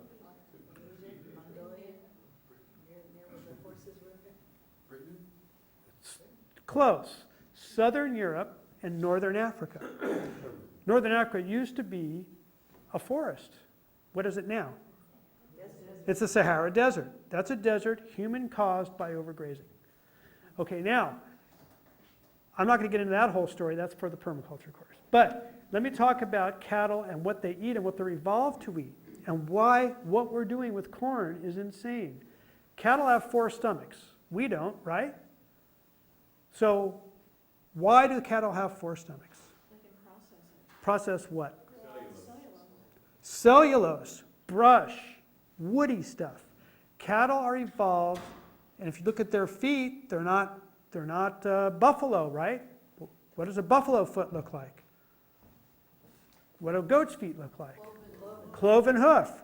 Therefore, prairie living, traction on the prairie. Cattle have these big flat feet, right? What's that good for? Soft forest soil. Gives you more surface area for spongy soil. So you don't need traction. So cattle are evolved to live in forests eating brush. That's how they get their energy. So they've got an incredible array of organisms that live in their gut bacteria that put out cellulase, or enzymes that break down cellulose. And what does the cellulose break down into? Sugar, which they then are able to digest for energy, and that's what makes them live. So we come along and we feed a grass product to them. But these are forest animals. Corn is a grass. It's a big grass, but it's a grass. And when you feed grain to cattle, they don't have the enzymes to break down starch. So when you feed corn to cattle, 80% of the starch goes through undigested. So that's why in the Midwest they take cow poop from feedlots and feed it to the pigs, because there's so much food value left in it. So we are throwing the starch away in the way we do agriculture now. If we're considering, cattle agriculture food, we're throwing away 80% of the energy or the starch, and of course that causes tremendous problems in the feedlots because it's great food for bacteria and all the stuff that they wade through in the feedlots, but we're throwing away 80% of the starch. Now, this is really interesting because alcohol is a real big issue that can solve some of this, even if we're talking about keeping cattle agriculture for a while. If you take the corn and you first ferment it to make the alcohol, the starch is removed. What is left over, as I said, is the dried distiller's grains, and it's about 1/3 the weight of the original corn because the rest of it was starch and it disappeared. Now the cattle, when they eat the dried distiller's grains, don't have to fight with all the starch in their system, which makes them very ill, by the way. There's bloating problems and everything else when you feed them too much grain. So a very interesting thing happens. When you feed the 1/3 amount of dried distiller's grains in comparison to the 100% corn that you would have fed them otherwise, they gain 17% more weight, and they do it 13% faster, and they have less than half the vet bills. So this turns the paradigm on its head. The dried distiller's grains are not a byproduct of alcohol production. Alcohol is a byproduct of making superior animal feed. You think McDonald's would be after them to do that? They could get their meat faster. Well, but also think about some of the implications. That's getting close to 20%, right? So that's talking about freeing up, for the same amount of meat production, freeing up 20% of the land of the United States. You would need that much less land to feed the same number of cows. That's a huge number, really. So with dairy cattle, it's even more dramatic. Dairy cattle get up to 40% more milk when they feed dried distiller's grains versus normal corn, because there's a huge amount of wasted energy, biological energy that cattle go through trying to make milk from starch. So why aren't the farmers doing this now? Is there Oh, they are. not enough of the DDG to offer them, or? Oh, it's a standard commodity. It's right on the stock market every day. They trade in it. I mean, it's a huge product. This is done right now. What I'm trying to say is, wouldn't it be illegal, or shouldn't it be illegal, to ship this 20% grain overseas as corn when they're just going to feed it to their cattle? We should say, no, we're not going to let you go waste the starch. We're going to save that for our fuel, and we'll give you better animal feed for it, which only takes 1/3 the energy to ship it to you because we've kept the starch here. There's a lot of implications in this. So this is a direction that sounds like it's actually happening Oh, yeah. on some level, and will probably, because it makes economic sense, it's going to probably evolve whether or not there is alcohol production. Things that make sense don't always happen with the USDA. There's only one employee in all 64,000 USDA employees that deals with organic. So sense is really not what we're talking about here. Why do we, and by the way, if you're going to grass, like they do out here, Neiman Shell, other places, grass-fed beef is produced for 15 cents a pound. So it's even more economical to range feed beef. It would be more economical to run the cattle in the cornfield and let them eat the plants in place. What you need to understand is that different people make the money. If you're a corporation, you don't have to own hundreds of thousands of acres. You just have to own the feedlot. You get the farmers to grow the grain for you, ship it to your feedlot, you pump it through the cattle, and then you sell the meat. Now, if we were to do things in a way that made ecological sense for raising meat, in other words, let the cattle rotationally graze crops that are cellulosic, the people who would be making the money are the landowners, which are 675,000 farmers in the United States, and not a handful of corporations. 4 corporations control 80% of the beef in the United States.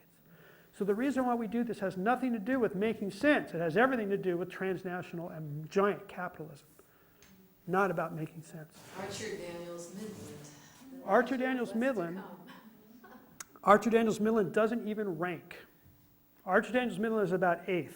You got Cargill, you got ConAgra, you got 2 or 3 other companies in the top, and Archer Daniels Midland's way down here.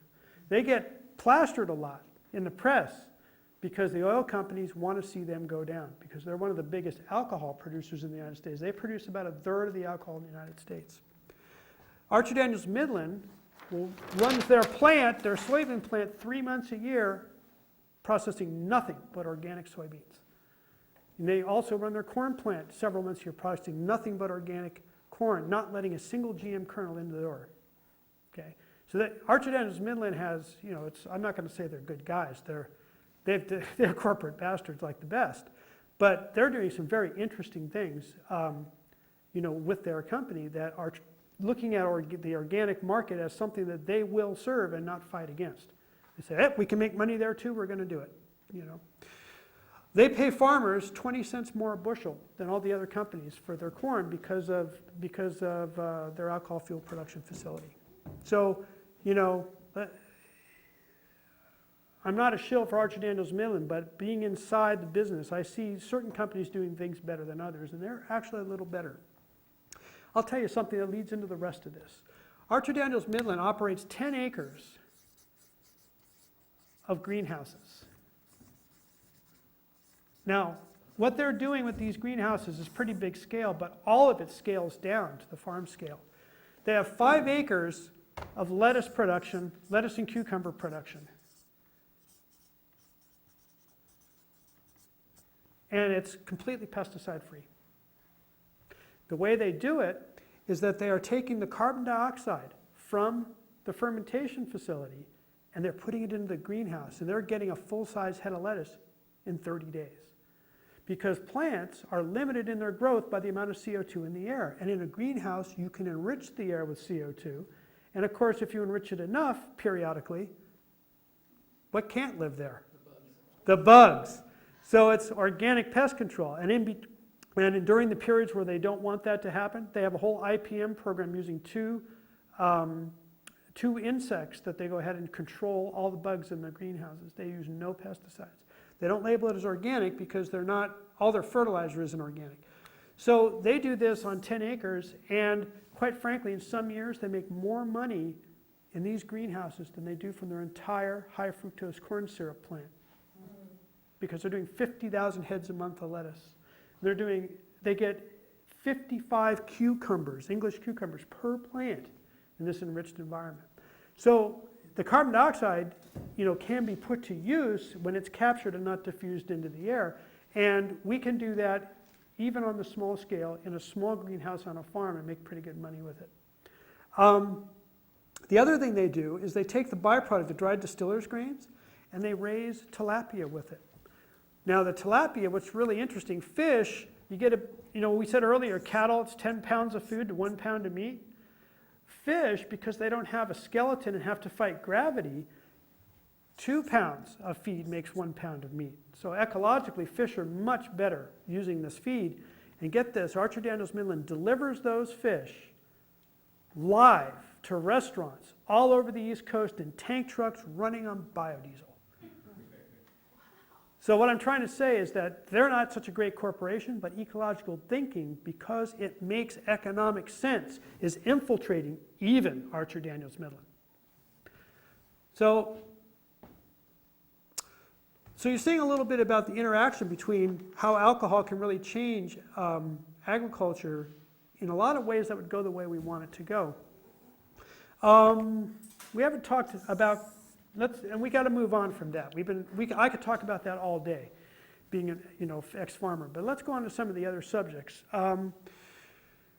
We've talked about food versus fuel, obviously. That's obviously a non-issue because we actually get more food, the way that system is now than we would otherwise get. Cellulose is the next big frontier. Now cellulose, it costs about $1.62 to produce alcohol from cellulose right now, and from starch, it only costs about 90 cents. This is on the industrial scale. So right now, cellulose is considered uneconomical because it would make the price of auto fuel a little bit too high. This is only because gasoline's subsidies are buried in our income taxes. If you take a look at all the tax subsidies that oil companies get, and you start to include some of the obvious military subsidies, like for instance, you wouldn't get a single tanker out of the Gulf if it wasn't for $200 billion a year worth of naval presence. To move $60 billion worth of oil, that's a huge subsidy. In fact, most people studying this come up with figures of between $5 to $15 per gallon, not per barrel, per gallon subsidies out of our taxes to oil companies, depending on what you throw in, to what that means. So $5 is like way conservative. 15 is like when you consider not even counting Iraq, just all the military expenditures, that go into to making oil happen. $5 is the current subsidy. Alcohol gets a small subsidy of about 53 cents a gallon right now. So with that, we can be competitive with starch-based alcohol, but cellulose is still a little high. But if it was an equal playing field, and these guys didn't get this, any of these alternative fuels would be way cheaper than gasoline. But because they hide it in our income taxes, we don't see it. So cellulose right now is really tough stuff to break down. The way it's done commercially is you use sulfuric acid, you put it under pressure, the cellulose breaks down into sugar, and then you can ferment it. New ways of going about it are finding ways of taking the enzymes that used to be produced in the guts of termites and cellulases to break down the cellulose to sugar so we can make it into alcohol, and that has gotten suddenly cheap. The enzymes now are down. They used to be 50 cents per gallon of alcohol produced. They're down to a nickel now because the DOE had this competition which said whoever can get there first gets $15 million. And these companies all jumped in to see who could bring the cost of producing cellulose down. With that kind of incentive, they really did it. So as of last year, 2 companies now can produce the enzymes for 5 cents a gallon. Nobody's built a plant yet to use it, but when they do build those plants, we ought to be able to get in pretty close to the 90 cents. Why? Because out of the 90 cents, 75 cents is the cost of the corn. The rest of it is the production price. But when it comes to cellulose, there's no cost. It's just a collection cost. Do you know what the largest crop in the United States is by weight? It's not corn, it's not soybeans. Grass clippings. Grass clippings. We grow more biomass in our lawns and throw it away to the landfill than is produced in all of agriculture. Now there's a day I want to see people fighting over grass clippings to make alcohol with. But grass clippings are great because they're almost pure cellulose. Very little lignin, which is the resin binder that makes trees so woody and hard. Grass is all soft and floppy. It's almost pure cellulose. You can make great paper out of grass, for instance. It's very, very easy to pulp. So, we start making alcohol out of cellulose, we can produce, according to Barry Commoner, and he did these figures back in 1982 for me, we can produce 150% of all of our fuel needs from cellulose if we start making a commitment to do it. I mean, we have that amount. So is it sustainable? Can we do it? You bet. When I worked on this question with Bucky had been looking at alcohol since, Christ, I think the 30s or 40s. Buckminster Fuller I'm referring to. He sat down and calculated how much energy we could get from photosynthesis without design. In other words, just looking at the biomass produced on the planet today, how much energy could we get from that? Because the oil guys are really good at saying, solar energy is so inefficient. Photosynthesis is only 1% efficient at taking solar energy and making carbohydrates. Well, That's a hell of a lot of solar energy. There's a lot of green matter. We could have enough energy from cellulose to power all of human activity, not just the cars, all our electricity, heat, everything, 15 times over every year. So why are we using this stuff that's running out, that's in short supply? That's a political question. But from a technological point of view, if we design crops for energy production, not just a background cellulosic production, we can get tremendous yields per acre. I mean, for instance, the hemp guys are all talking about how there's 60 tons of cellulose per acre in all the stalk and leaf that's left over if you grew industrial hemp in this country. Well, that's 5,000 gallons of alcohol per acre, about 80 gallons a ton. So, yes. And the seed is 18% protein. Oh yeah, as a food, yeah. It has the right ratio of omega-3s and 6s for humans. Yeah, there's a lot of reasons to grow that.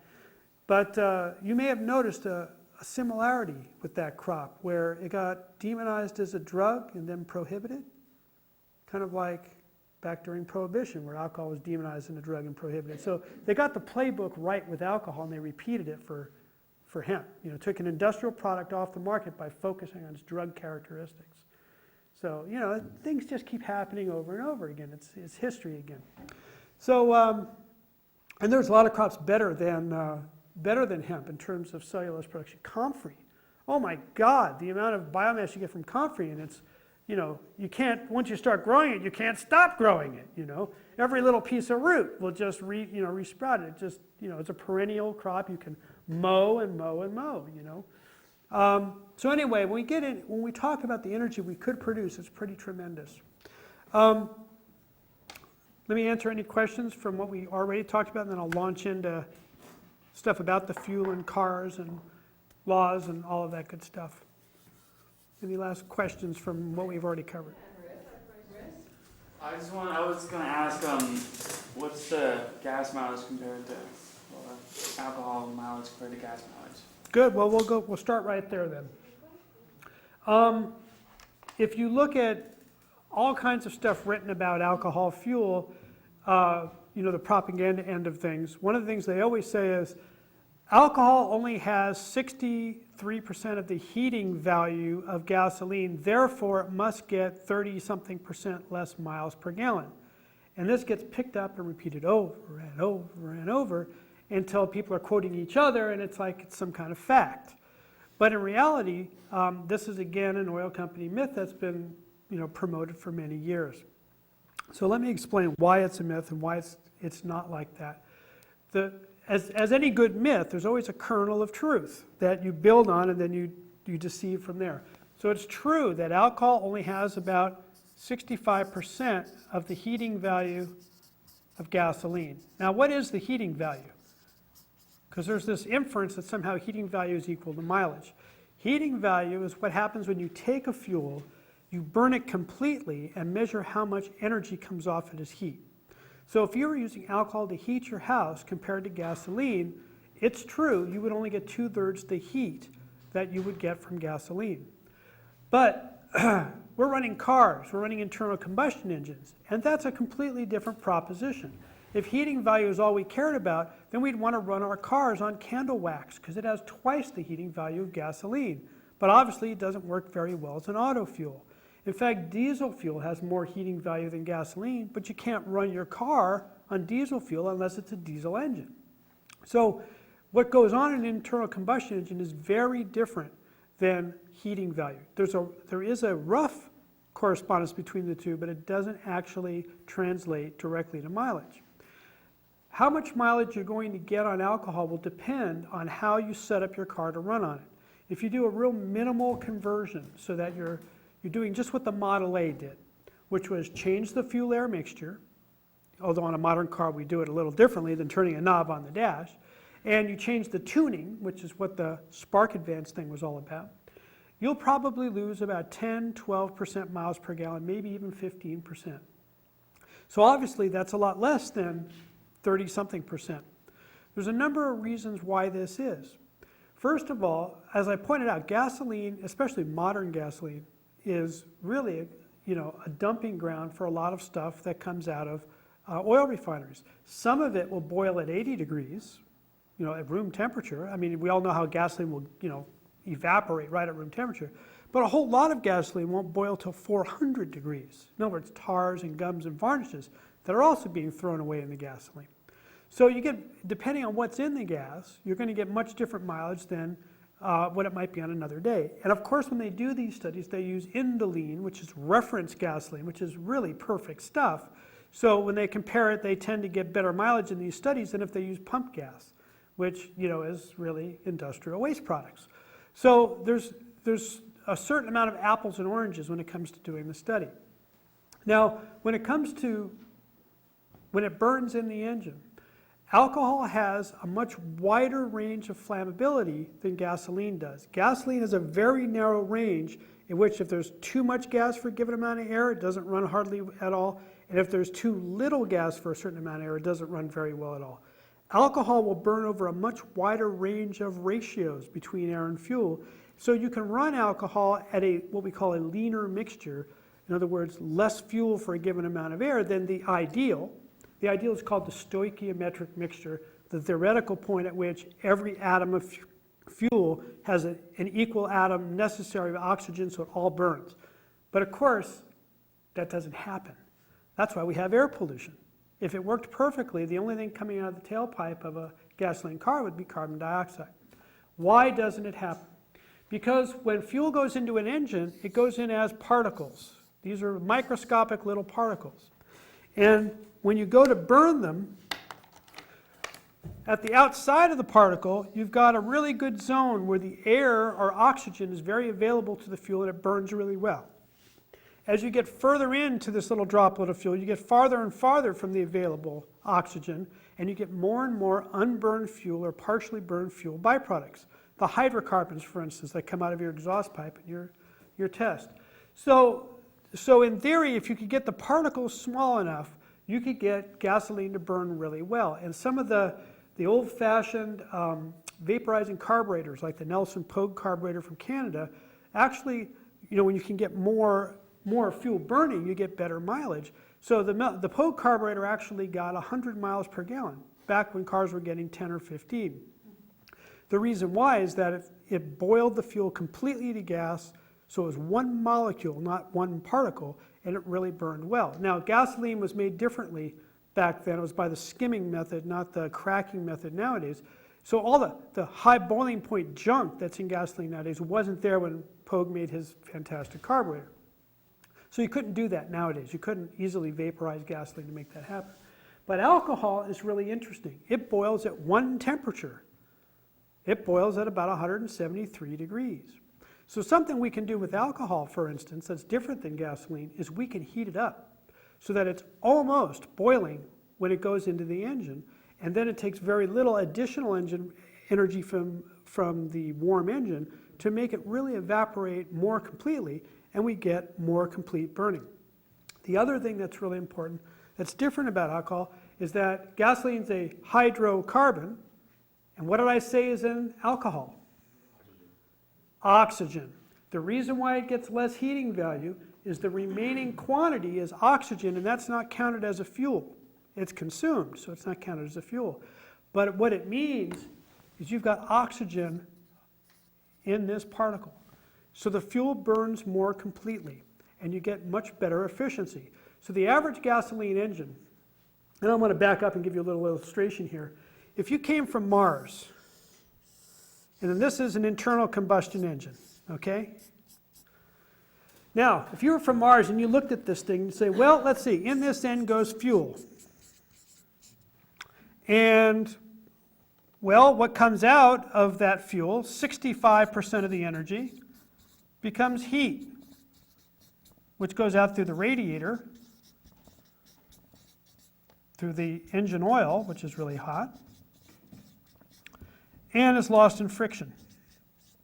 So those are the outputs, the main outputs from the fuel. Now, also about 25% of the fuel turns a shaft. In other words, does some work. So if you were a Martian and you looked at this machine, what would you say this machine was made for? Heating. This is a great heater. Okay? But for getting down the road, it's not very efficient.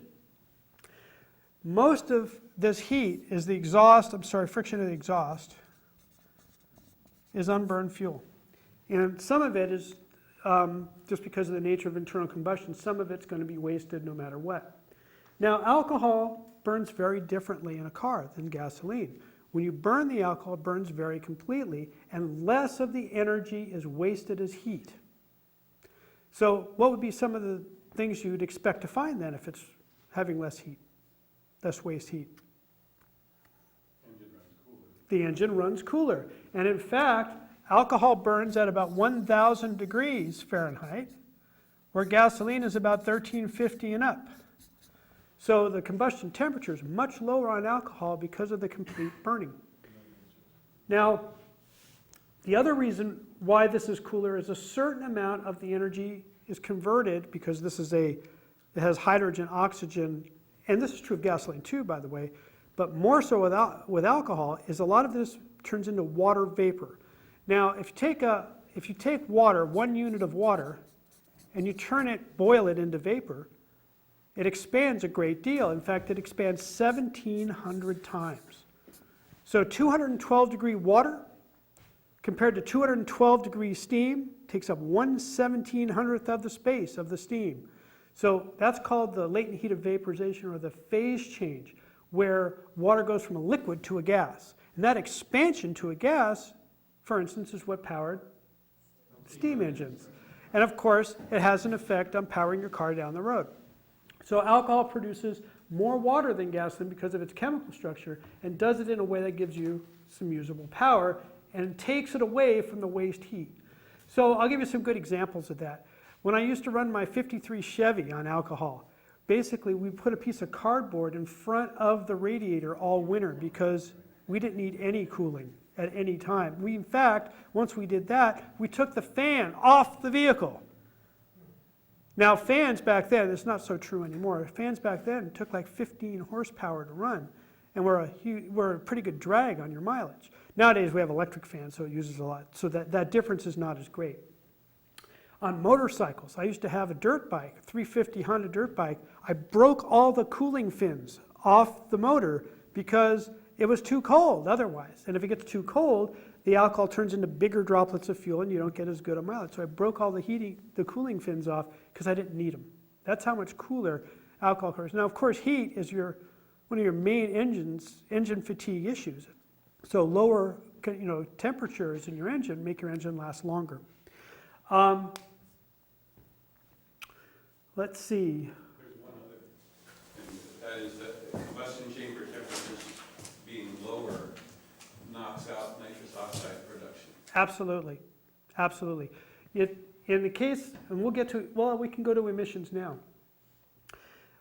It's hard to get current statistics about how clean alcohol burns compared to modern cars. And I'm doing some translation now between the old studies and the new studies because no one's putting any money into testing it except in Brazil, where I'll be going soon to get some new data.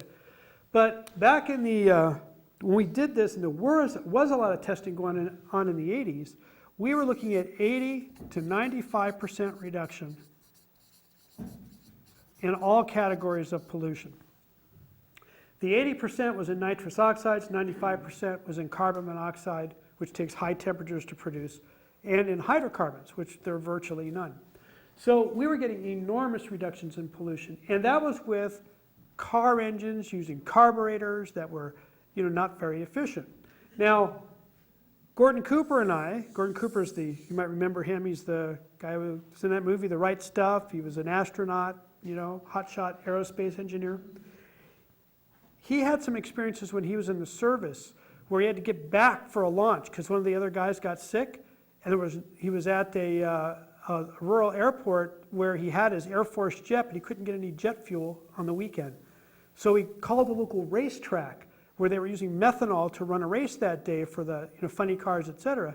And so he got a whole tank truck full of methanol and put it in the jet and said, what the hell, if I wreck it, I get back there, because he's a crazy man, So he goes up there and cranks it up, and figured, well, I'll get to the next airport because, there's only half the heating value in methanol, which is the alcohol they used at the racetrack, than there was in the jet fuel.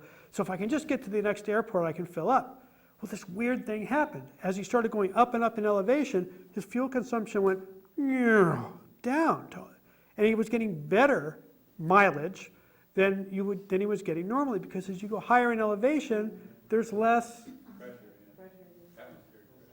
air and less oxygen, and gasoline, or in this case turbine fuel, gets very inefficient. So he made it all the way back to Texas on one tank load of methanol. That got him all interested in alcohol.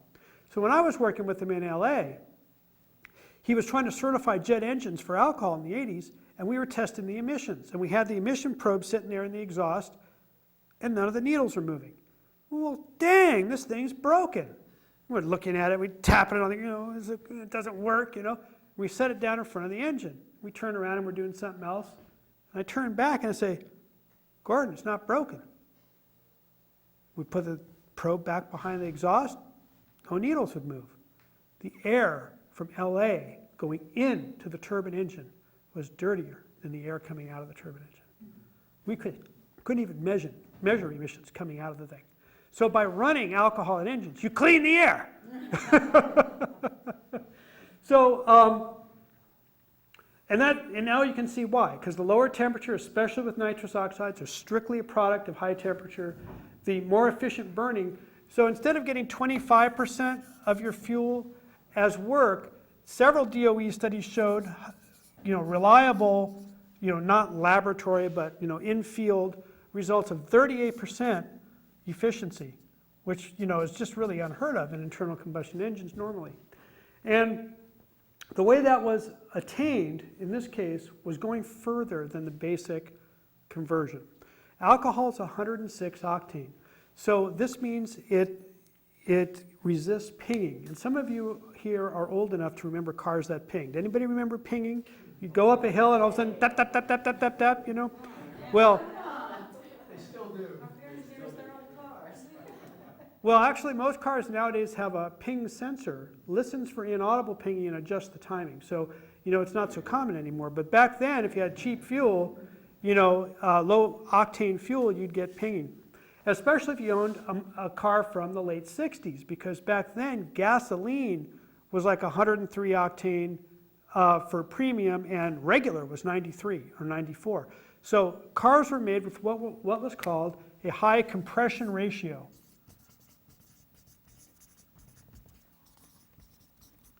Now, a compression ratio, if you're looking at the inside of a cylinder of a car, looking at a cutaway of the cylinder, and you've got the piston down here with a connecting rod, and the piston goes up and down in the cylinder. The difference between when the piston is all the way down and when it's all the way up, the distance in that space is the compression ratio. So a lot of cars, especially in the bad old days of the early 80s, had like a 7 or 8 to 1 compression ratio, meaning that the amount of volume in the cylinder would be reduced to 1/8 of its volume when the piston went up. Now, if you went much higher than that, you got pinging or pre-ignition. Pre-ignition happens when you start squeezing the fuel, and of course there's the same amount of energy in the fuel, but the temperature goes up because you're compressing the energy in that atmosphere to a smaller space. Think about this room. Okay, it's like 80 degrees in here now, 75 degrees. If we took all of us and all the air in this room and squeezed us down to 1/8 of the volume, we'd have the same amount of energy. But now it's in a smaller space, the temperature climbs. So it might be hundreds of degrees. So in this case, you reach a point at which the fuel will explode on its own. And if it does that before the spark plug fires, that's pinging or pre-ignition. So that was really damaging to the engine because you'd get a shock wave going in two directions at once and you could cause holes in the piston, etc. So for cars not to have that happen, they had low compression because of the crappy quality of the gasoline. But race drivers have known forever that when you use alcohol, you can raise the compression ratio up to 12.5 to 1, or even as high as 14 or 15 to 1 on alcohol compared to gasoline. The higher the compression ratio, the more work you get out of the explosion in the fuel. So that's one of the main reasons why diesel engines are more efficient, getting more work for a given amount of fuel and, in some cases better mileage, because they have very high compression ratios. And in fact, diesel engines don't even have spark plugs. They use pinging as a way of actually running the engine. It compresses till it explodes on its own. And the way they control when it explodes primarily is how the fuel is formulated. So with alcohol, if we want to go ahead and raise the compression, as is done in Brazil and many other places that make alcohol-specific engines, you can start to see mileages better than gasoline if you engineer directly for the alcohol. So in Brazil, simple conversions, the Model A conversion, just the air-fuel mixture and the spark advance, they have to be within 10% of gasoline, which of course all the gasoline guys say is impossible. It's supposed to be 30% less. But quite often they exceed gasoline's requirements when they use off the assembly line high compression alcohol engines in Brazil. Because in Brazil, they actually make engines specifically designed for alcohol. And the reason why they're able to do that, or were able to get that to happen in Brazil, is because they weren't a democracy when it happened. You see, the government of Brazil in the 70s was getting hit with really high prices for oil. And they said, well, we're going to go back to where we were just 20 years ago before World War II, 30 years ago before World War II, we're going to go ahead and start doing alcohol again. They went to the car companies and said, okay, you need to start making cars off the assembly line that are designed for alcohol. And the car companies all said, oh no, we'd have to retool everything. It's far too complex. You Brazilians don't know what you're talking about. You need to talk to us engineers. And the military dictators of Brazil said, read our lips. You want to sell cars here? They got to run on alcohol. I'll be darned if 3 months later they weren't making alcohol cars right off the assembly line for the same price as gasoline cars. No, I'm sorry, who's they? The auto companies. In the United States? Brazil. This is all in Brazil. Okay. But what auto companies are there? Ford, GM, Chrysler, Toyota, all the same ones. Multinational companies with their offices in Brazil are right now able to, so that technology could pop right over here without any problem at all if they wanted it to. It took, like I say, less than 3 months to put them off the assembly line. The government of Brazil, for the first time in 20 years, is going to let an American tour their program. They like what we're doing. So we're going to go down and document a whole enormous country that has to get rid of 100,000 barrels of oil a day, gasoline a day, because they're stuck with it, as they put it. They don't have a use for it. After they make everything else out of oil, this toxic waste product they sell to others because they are energy self-sufficient. And they've got a president there now, Lula, who is taking the alcohol program and bringing it back up to where it was early on. In the 80s and early 90s, Brazil was 80% running on alcohol.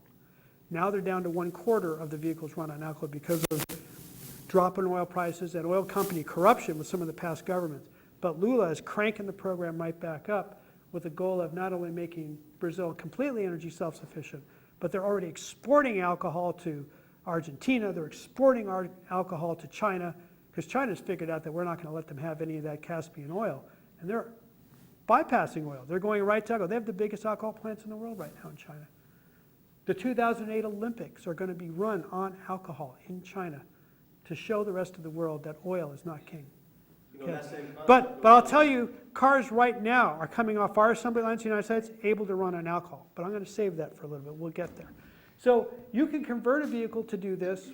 It costs some money to rebuild your engine to do this kind of thing. It could even cost $3,000 to $4,000 to make a high compression engine. But you would get much better mileage over the life of the vehicle. If you do that, you also get a tax credit, depending on the size of the vehicle, of up to $5,000 for converting your engine to alcohol. And the usual credit is $2,000. For, say, a large pickup truck, it would be $5,000. So you actually get back quite a bit of the money you would spend on conversion as a deduction. Sorry, it used to be a credit, now it's a deduction. So, so that you get some of that back. But to do the simple conversion that we're talking about, which is changing the air-fuel mixture and the tuning and a few other little, like heating the fuel and a few other things like that, you can do that easily for $1,500 or less. It's a question about a car that would run on alcohol in environments like somewhere in Alaska Good question. compared to California. Real good question. And It gets to one thing about alcohol that's a negative compared to gasoline, which is it does not evaporate as well. Like for instance, recently, I just won a battle with the California Air Resources Board that they were saying, well, because alcohol as sold in California has 15% gasoline in it, we regulate it as if it's gasoline because it's got a Reid vapor pressure, in other words, an evaporation rate over 4 pounds, and it's got petroleum products in it. So I wrote back to them and said, well, I'm going to run alcohol, and instead of gasoline being mixed with it, I'm going to mix 5% ether with it, which is made from alcohol. Ethyl ether is made from alcohol. So you can't regulate me. They sputtered and popped and wrote back to me and said, we can't regulate you. So that's a non-petroleum, completely non-petroleum fuel that will evaporate well enough to run in Alaska. So that's why right now alcohol sold at the pump in the Midwest has 15% gasoline in it to make it easy to start on a cold morning. Totally unnecessary. What you need to do is, to get the car started on alcohol, is provide for cold weather. So we've done that in a lot of different ways on the funky scale back in the 1980s. We would have a little lawnmower tank under the hood, a little pump to a push button on the dashboard, and a little squirter on the top of the air-fuel mixture, right on the top of the carburetor, and we'd give a little push, and it would give us a little squirt of, usually gasoline because it was cheap, and that would start the car. So anything that starts the car, it'll continue to run on alcohol just fine. So you need a little bit of something volatile to start the car. The other thing you can do, and we did this in the 80s also, is we drilled a hole in the body of the carburetor, and we put in basically a diesel glow plug. Now this is, in diesels, to get them started on cold mornings, you got to have a hot place where the mixture coming up will ignite. So what we did is we put that into the side of the carburetor, and you pushed it for 30 seconds. It heated up all the fuel in the carburetor and started it just fine. There are dozens of ways to do cold starting, but all of them required some hardware. And the car companies, as I'll be talking about, when they got forced to make cars that ran on alcohol, didn't want to add hardware. So they got it, the rule made that they could add required that the gasoline be added to the alcohol at 15%. 85% alcohol is still better than, no alcohol at all at the pump, but it's not the best plan. Dave? Yes? To get back to Brazil for a second, how does one get a hold of a vehicle made in Brazil? Can't do it.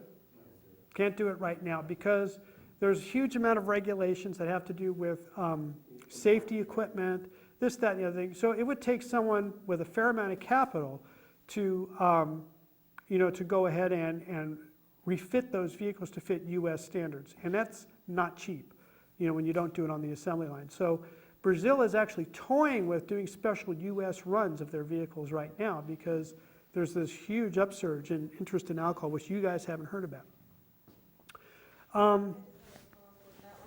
What, I was talking about Alaska, you're talking about the Midwest, but what temperature is it that you start to run into problems with the temperature? In a fuel-injected car, which everyone has now, probably about 15 degrees. So around here it would never be an issue. But if you're in a carbureted car, down around 35, 40, you can start to run into hard starting.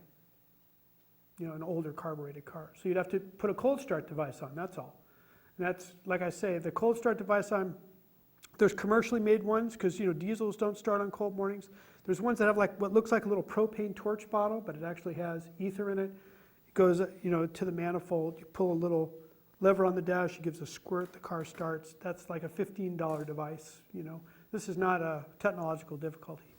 You're going to get around to OBD2 and California smog stuff, I'm sure. Yeah, I'll get there.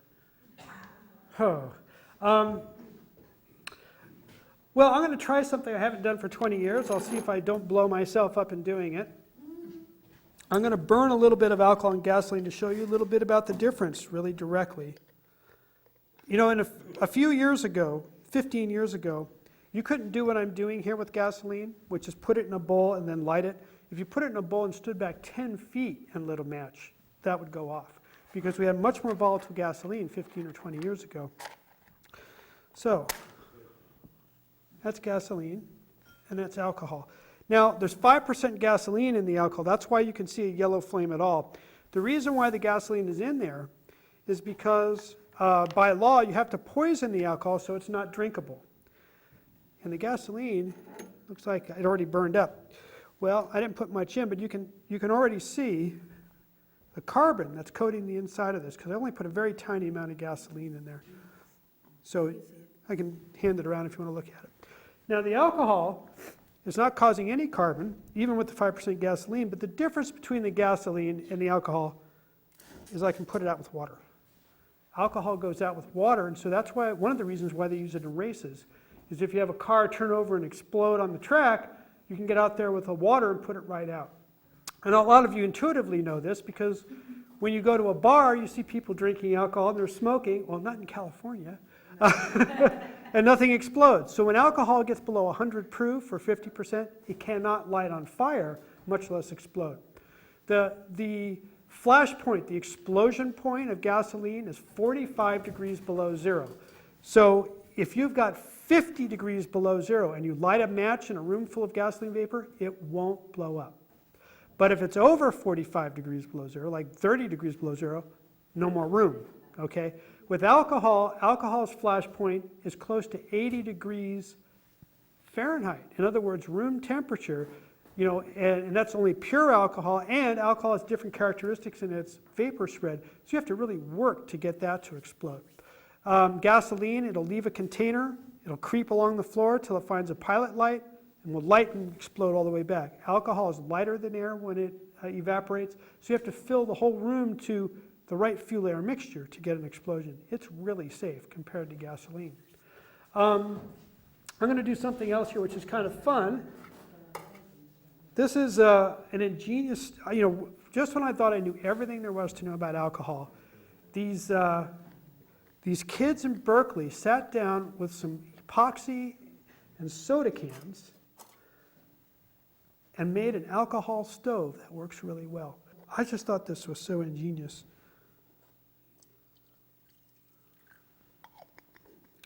So I'll just get that going while we're talking. We'll put a little pot of tea on. But What else would you use to poison it besides gasoline? ether works really well. Ether is an anesthetic, and it's a legal denaturant. This denaturing stuff, denaturing means making it poisonous so you can't drink it, is a requirement of the alcohol, tobacco, and firearms people. So a lot of folks say, is it legal to make alcohol? Because the revenuers, alcohol, tobacco, and firearms, will come out and bust you because you could be making liquor. So I got to tell you a quick story about this, which has to do with, you know, our power as citizens. Lance Crombie was this interesting farmer up there in Minnesota, and he started making alcohol with a little tiny still, and the ATF came in and busted him and took his still away and said, nobody can make alcohol. Now you got to realize, back in the 80s, you couldn't even make beer and wine legally. There were no microbrews, none of that existed yet. You couldn't even make your own beer or wine. The government bureaucracy was so rabid about the subject. Well, we took Lance's story, and I made a still, so did several other people, and we wrote about it in a couple of magazines because we found out that there was an experimental permit down at Alcohol, Tobacco, and Firearms that the big distilleries would fill out when they didn't want to do the whole 250-page permit, just to do something experimental. So we said, there's an experimental permit. We can all apply for it. There's no reason why we can't. So we went ahead and applied for it and built a still, and we said, come and get us. And they said, we can't. The permit's legal. So we told everybody, but we want you to go through this extensive procedure and get a bond and, you know, this and that. And we said, we're not going to do it. And so we wrote about this, and 250,000 people also applied for the permit. Wow, 250,000? 250,000 people applied for the permit, which brought the bureaucracy of the ATF to a grinding halt. And they realized that if they were going to have any idea who was making alcohol, they were going to have to make it free and easy, or nobody would fill out the permit. So they made it a one-page permit. I think it's still free, and you can make 10,000 gallons of fuel a year.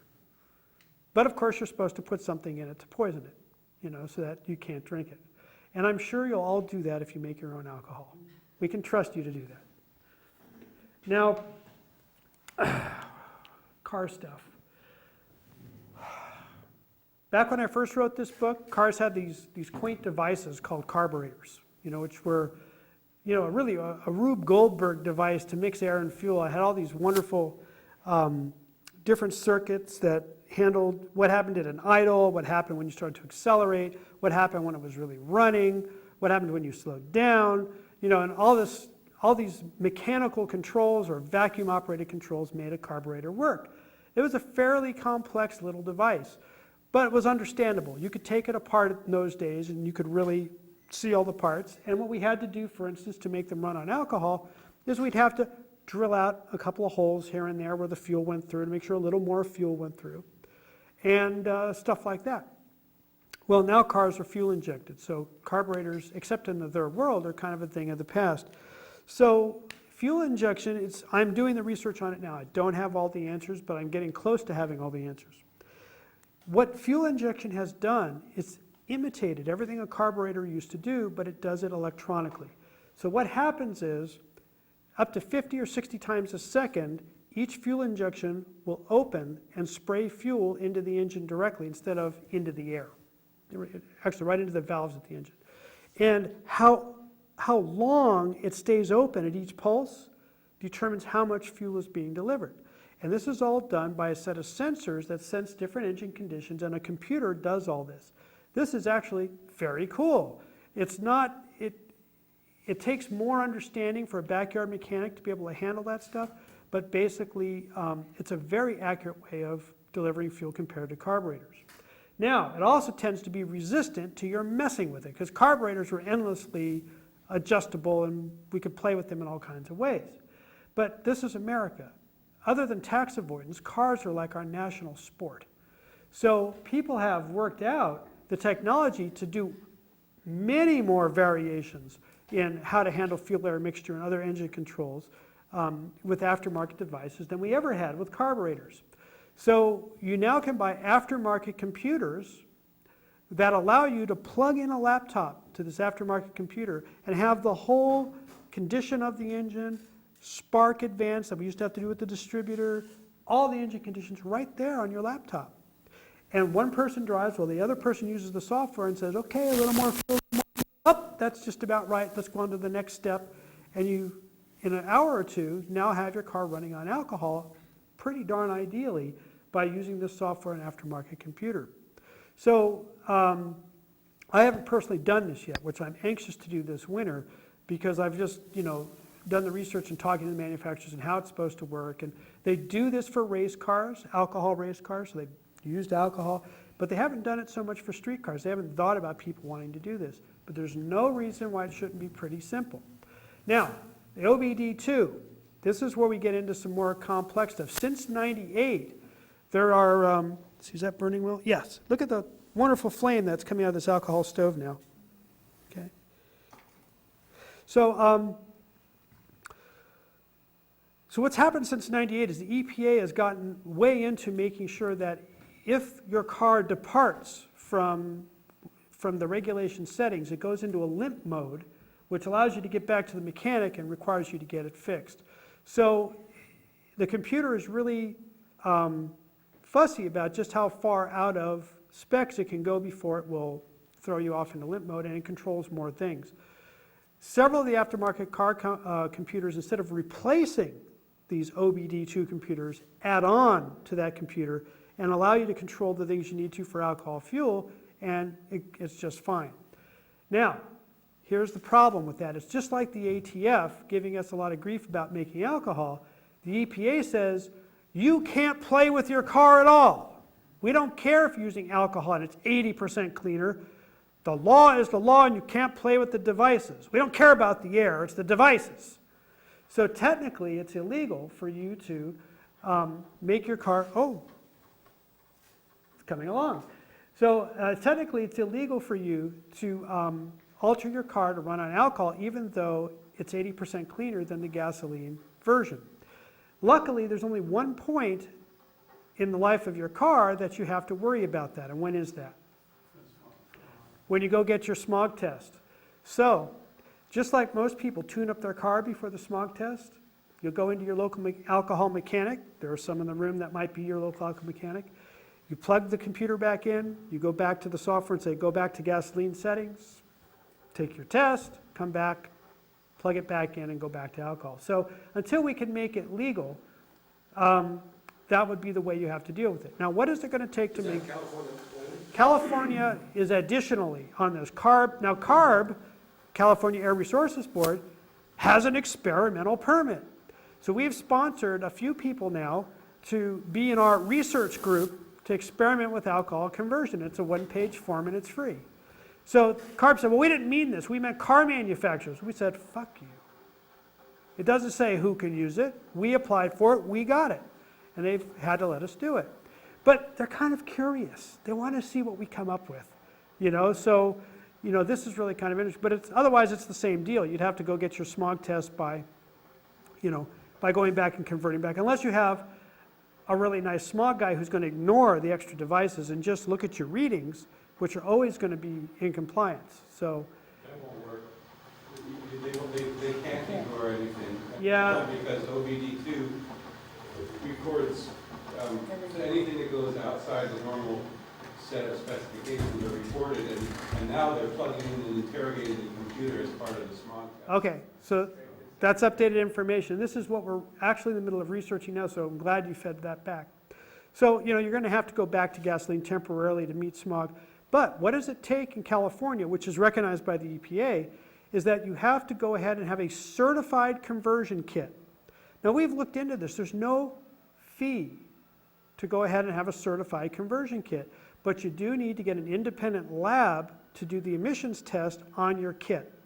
So if we do these kits, it takes about $3,000 in testing to get them certified. So one of our goals, once we have the book out and we're working on this, is to pull some grant money in and start with the 10 most common engines and get those certified, certified kits for alcohol fuel, because it's really, in the greater scheme of things, not going to be that expensive for us to do it. And that'll make it easy for everyone. But in the meantime, well, you'd have to go back to gas temporarily, even though that's dirtier than you've been running at for the other 2 years. So that's where the laws stand on that right now. What about the dual fuel cars?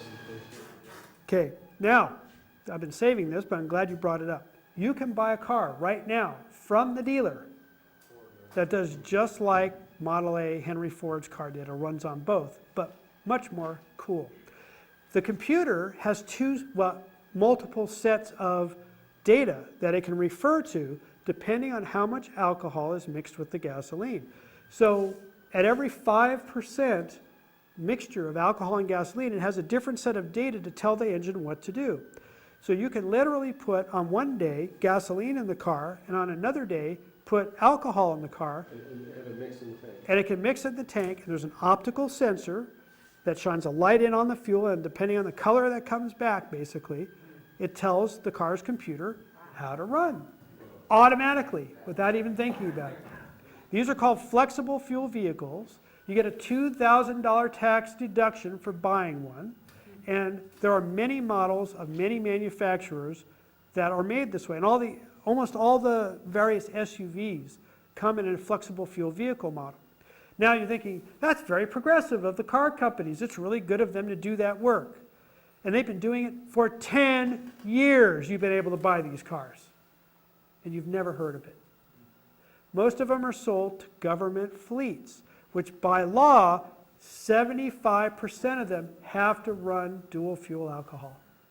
So you can buy those cars. They don't cost any extra over the gasoline version, but primarily the sales are to government. They don't advertise them to you guys, but they're there. Is it American companies or Japanese? Right now it's all American companies and a few Japanese companies, but not our favorite Japanese companies.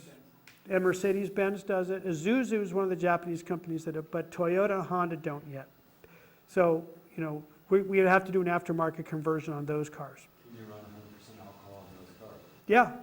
Yeah, they work fine on 100% alcohol. Keep filling up with alcohol and it won't follow the car. Now, the thing is, they didn't put a lot of work into this. So they typically lose 15 or 20% miles because they haven't optimized them for alcohol. They haven't changed the engine. No, it's just that you can do it really well or you can do it to rule, work to rule. And what they did is let me back up and say why they're doing this. For every car that they make that runs dual fuel and alcohol, the sons of guns get to make a few more SUVs. So it's a way of buying pollution credits so that they can sell more SUVs. So that's why they're doing it, not because they think they want to be good citizens. So you would want to go ahead and even in those cases, probably mess with it in between smog checks to make it get better mileage. But you can use them just the way they are. And the nice thing about them is that you can put anything you want in them and go any distance, not worry if alcohol is available. Now, alcohol is available in many parts of the United States at the pump. There are 300 stations right now that have alcohol at the pump. Only one in California, down in San Diego, and a whole bunch of them have applications in now for other places in California. But, you know, this is a really small number of stations. There's 175,000 gasoline stations in the United States. What you often find is people put in their own tank and, you know, like let's say it's a fleet or it's a state fleet or whatever, they get a tank put in and they get alcohol delivered and they just do it there rather than have it at a station. Oh, well, we're getting boiling water here. That's pretty nice. Pretty good heat value there, you know. And it's simply made out of two aluminum cans and some epoxy. And it's, you know, if you put 4 or 5 of those together, it'd be just as hot as your stove at home. Now you can buy alcohol stoves, by the way. Anybody who's ever been on a sailboat knows this because alcohol is the only safe fuel on a sailboat because it rises. Propane, you know, kerosene, et cetera, all go down into the bilges. So basically, alcohol stoves on the best sailboats are what you always find, you know, and so you can buy those commercially. They cost more than a normal stove because they're not as mass produced, but they're beautiful stainless steel, you know, stoves that are used for boats. This is just the first funky one I've ever seen. Okay, I've got to tighten this up here.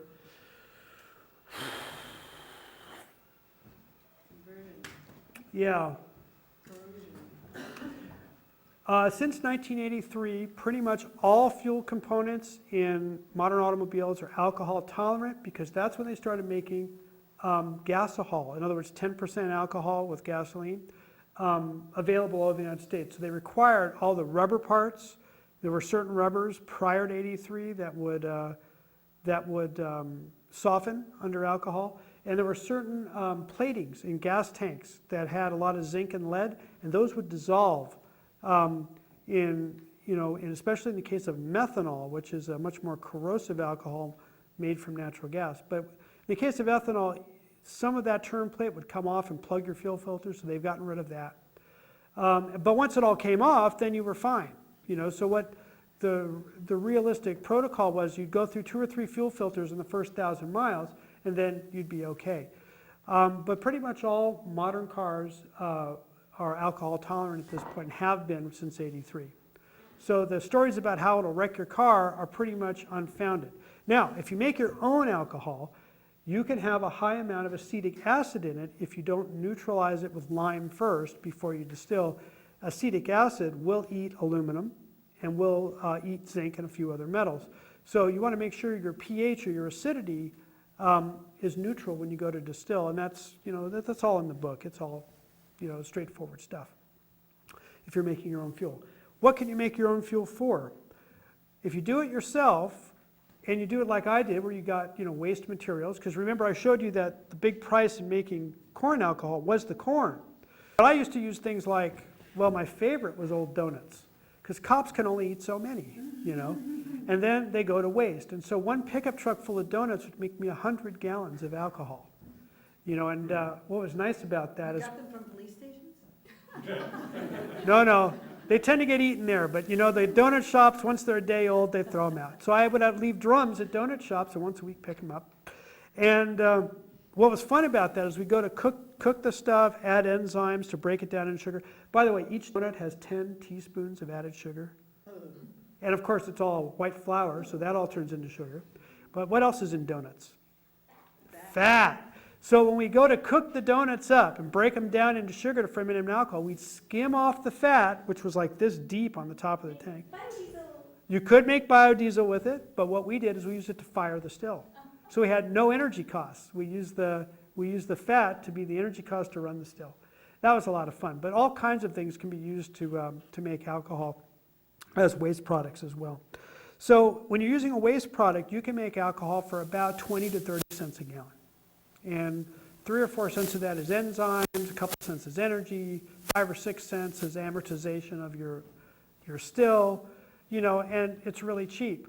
On the commercial scale, huge plants, very expensive, et cetera, using corn, they're making it for 90 cents a gallon wholesale, selling it for that wholesale. So they sell it for between 90 and 10. Now, when we first started this movement back in the 80s, it cost them $2.50 to make the alcohol. Because of the subsidies and the effort put into it, they've reduced that cost down below $1. And the price of corn has pretty much stayed the same over that whole time. Sugar crops tend to be less expensive than starch crops because they don't need enzyme breakdown. They're already sugar. So making it on the small scale, you know, would work pretty well if you have a source of waste material. If you don't have that, then you look for materials that can be delivered. For instance, molasses is a waste product of the sugar industry. You can make alcohol on the small scale for about 80 cents a gallon using molasses. No enzymes needed, whatever. It's really quite simple. You're making rum is what you're doing, you know. Now, it's pretty good to be making it for 40 cents a gallon. That feels, especially when they run it up to $2.35 or something. But that's going to end soon, this low price of gasoline. I'm just going to kind of quick tell you a little bit about peak oil. Back in the 80s, I wrote about all the world predictions for the actual amount of oil we had looked like we would peak around the year 2000. In fact, the Office of Technical Assessment of Congress said the same thing. So we've known this for a long time, but various people would say, oh, no, that's not true. The U.S. Geological Survey would say we have enough oil to 2050 before we peak. And of course, all the Arab countries reported these large deposits because the larger their deposit, the higher their quota was in OPEC. So we have all these inflated numbers. And only 2 months ago, a Swedish study came out saying that the world supply of oil has been overestimated by 80%. Okay? But that was never a secret to the industry or to people in government. We've known this for a long time. We know this because of M. King Hubbert. He, back in 1956, predicted that the United States would peak in oil production in 1970. And everybody said, you're smoking something. You're crazy. There's no way. We got 100 years worth of oil. Why are you making all this trouble? And he was a petrogeologist. He said, look, I've been looking at all the data, and this is what it's going to be. And they said, yeah. And they dismissed him. In July 1970, the United States peaked in oil production, which meant we no longer could produce as much as we needed. So, in other words, all the wells were running flat out after that point. Now, Hubbert also made a prediction about the world peak of oil. And he said that was going to happen sometime around the year 2000. But remember, he's making these predictions back in the 60s. His student, Kenneth DeFaze, has carried his work forward and has written a book called Hubbert's Peak, which came out a few years ago. And he said, taking the same analysis that Hubbert used and plugging in all the numbers up to current times, that oil would peak, depending on how hot economies were, between sometime mid-2003 and 2006. And now that's been further refined to, you know, he says conservatively, early next year in 2004. It actually has already happened. And you've all watched it happen. A few months ago, OPEC cut back oil production 3%. Not exactly your big slash, but they're about a third of the oil production of the world. So that's 1% of the oil production of the world was off the market. And the price went from $22 a barrel to $28 a barrel, where it more or less sits today. And the reason why the Arabs did that, why OPEC did that, was to see if we had peaked in oil production. Because if we haven't, somebody else would step up production and fill in the 1% that was missing. And no one has. So I want you to understand the importance of this. This does not mean that next year we run out of oil. What it means is we no longer can produce as much oil as everyone in the world wants. So what does that mean? You're the petrochemical company of Gabon, Africa, and you order up oil. And they say, sorry, we can't deliver all that you want. And they go, what do you mean? We got a country to run here. We got fertilizer to make. We got diesel fuel for our trucks. We got to run our cars. You can't tell us we can't buy oil. Well, sorry, we don't have enough. We really just don't quite have enough for you. Well, what do you think the government of Gabon is going to say? Start bidding. What if we paid a little more? Could we get enough oil? Well, that's a different story. Sure. Then the energy minister of Ghana calls him and says, what happened? We got shorted on oil this month. And of course he'll say, well, what if we paid a little more? And this starts a cycle that will never end. Okay? You will see a steady increase in the price of oil pretty much from here on out. It's being kept down right now by bookkeeping Enron-style BS to keep people from knowing just how desperate the situation is. Last year, the importation of finished gasoline in the United States went up 90%. Because, you know, our demands keep going up and we don't have any more refineries. How about the vast fields around the Caspian Sea, though? That's counting all that. That's counting all That's that. not tapped. No, but while that's being tapped, other oil fields are dropping out. So the rate of growth has stopped and is reversed. We're using 4 times more every year, increased rate, than what we find. So we're talking, and all the governments in the world know this, and they're all, you know, they're all in denial. And believe me, denial is not a river in Egypt. You were saying before that gasoline for cars is actually a waste byproduct, so even if the entire world's fleet of cars were switched to alcohol, we would still be using petroleum for plastics and fertilizers and pharmaceuticals, right? So Really? Take a look at the changes in agriculture when we start making alcohol. And also alcohol. do we use the cellulose for plastic uses and other? You ever hear of rayon as a fabric? Made of cellulose. Right. In fact, in the early part of the century, last century, we had a movement called the chemergy movement. And everything we make from oil today, they made from plants. And really, there's nothing, no hydrocarbon that's made today that we cannot make from various carbohydrates. For instance, polylactic acid is being made by several companies right now. They make beautiful bags, look just like plain old polyethylene bags, but they rot. They're biodegradable, and they're made from alcohol and lactic acid. So we can do all this stuff. We don't need oil for almost any of the things that we use oil for today. We can use plant-based materials to do it. Sure, it'll cost a little more, but not really, because look at the subsidy we're paying for right now. And also, the cost we have today is about to end. Now, I'm going to kind of try to wrap this up pretty soon, because I said I'd try to finish by 9:30. A lot of us are saying, good, oil's running out, and now the renewables will have to be considered. You don't know what the oil companies have planned for you.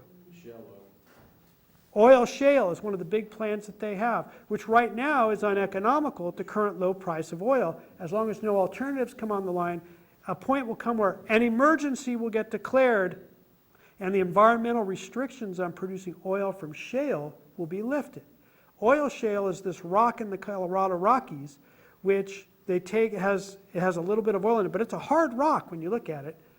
And the way they deal with that is they burn it in caverns underground, and the oily vapors that come off are collected, and from a ton of rock you get 25 gallons of oil.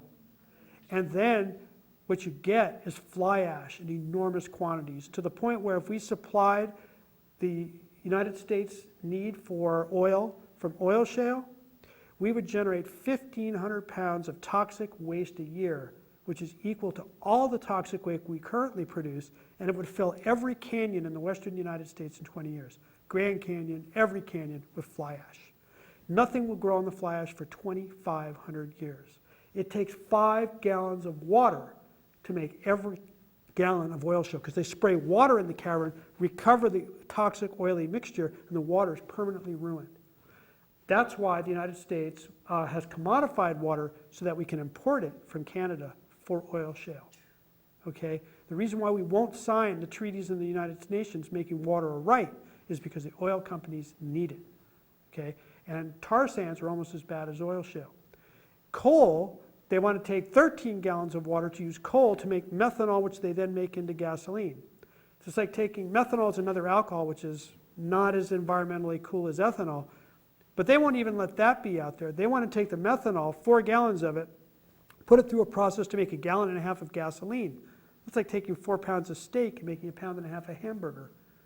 You know, it's like crazy. But that's what they have in mind, and that's what they're talking about in all their boardrooms. So it's not a good thing that we're running out of oil if we don't do something about it. And that's what we have to do. Now, the model that I want to see happen with alcohol is not where we open a few stations and let the oil companies sell it. What I think we need to do is a model that's something like what Diane knows about or what I know about, which is community-supported agriculture. For those of you who don't know what that is, that's a movement where consumers contract directly with the farmer to produce food for them every week. And the people get a box of produce every week as a subscription. We need community-supported energy where urban consumers or suburban consumers like us, if we're not producing our own alcohol, contract with these farm co-ops, buy the alcohol directly without any intermediates and sell it to each other on a nonprofit basis. There's a lot of precedent for this, this nonprofit co-ops. But what it takes is the kind of organization we need to do in this country to take power back into our communities away from the people who currently have it. And what's good about it is there's no reason why we can't do it technologically. There's 3 billion gallons of alcohol being produced right now in the United States, mostly by farm cooperatives. Do you know where it goes? It goes into the gasoline as an additive. But those farmers are nervous as hell because they're selling to the enemy, and it's their only customer. I've talked with farmer groups at these various conferences, and they said, if a consumer co-op wanted to buy the alcohol from us, we would love it. Anything to diversify our market so we're not just selling to the oil companies who might cut our throat anytime. So the fuel that you envision being at the pump somewhere in this area would be bought by these farmers in the Midwest. It wouldn't be. Well, until we produce it here. I mean, there's a lot of plants that are getting ready to go into production in California, or If it happened next week or next month, that's where it comes from. That's where it comes from. But once you've got distribution happening, local production can start happening, and there's a market for them to sell the alcohol to. It's the same with the, and use all the other products, the carbon dioxide for food production, the animal feed byproducts to sell to Strauss for milk. In other words, we integrate into the community. Now, there's been studies done back in the 80s, which are still valid today, that if for every 5 billion gallons of alcohol we produce, we would create 1 million jobs, 940,000 jobs. So only producing 15 billion gallons, which is 1/10 of the gasoline we now produce, would recover all the jobs that Bush has destroyed since he took office. And these are permanent jobs because energy never goes away, the need for it. So we're talking about changing a real fundamental nature of our economy where there's, not only people taking power, spending the money in their communities, because, if Michael's running a co-op and he takes money in, into the nonprofit and that gets spent on services within the community, that's very different than giving your money to Chevron, who then ships your money out of town to a transnational bank account somewhere. That's constantly draining, the local economy where, respending the money within the community gets respent up to 12 times, creating a lot of local wealth. So there's a lot of reasons why we need to retake our energy, control. But, who of us wants to be responsible for what the oil companies are going to do next to our planet? And so that's, if there's any real reason to do it, that's it. Now, at least currently, you get a tax credit up to 53 cents a gallon, 63 cents if it's a small plant for every gallon you burn in your car. That's a credit, not a deduction. So if you're making the alcohol, or even if you're buying it for $1.10 from the Midwest, you're getting to take 63 cents off your taxes every time you burn a gallon. So you're not even going to necessarily have to pay more to do the environmentally right thing. You end up paying less if you're a taxpayer. And those credits, by the way, you think, the Republicans will get rid of those? They can't. Because if you're in the Midwest and you're a senator or a congressman, you cannot vote against ethanol and expect to survive the next election. So Republicans for 20 years have been trying to get rid of these credits, and they can't do it because they would just lose office. And so they keep getting renewed, and we're going to have those for quite some time. Question? So what I'm trying to say is that alcohol, just like sustainable agriculture, just like a lot of other things that we've been trying to see happen in our world, is a really key organizing place for us to take control back of our communities. Energy is the core of almost everything in our planet. Anything you want to buy is made of capital, labor, and energy. Those three things go into everything. And usually energy is not an issue. The battle in this world is over capital and labor. But now energy is part of this. And we can really change that by doing that ourselves. So let me tell you how dead set, we have to, what I got to say is this is not going to be easy. This is a battle. So you heard a little bit about my efforts to do this back in the 80s on television. I was young at the time. I was 23. I thought, let's have revolution on television like that was possible, you know. So I did a 10-part series for PBS. 10 half-hour shows on how to make alcohol, how to convert cars, how to, you know, build stills, how to do the whole thing. Wrote that book to go along with it. And I thought we were home free. We were on the air on KQED in San Francisco, scheduled to release the series to 140 stations nationwide. I was at the printer with a check in hand to print 10,000 copies of the book. We had 4,000 orders already from the first 4 segments of the show.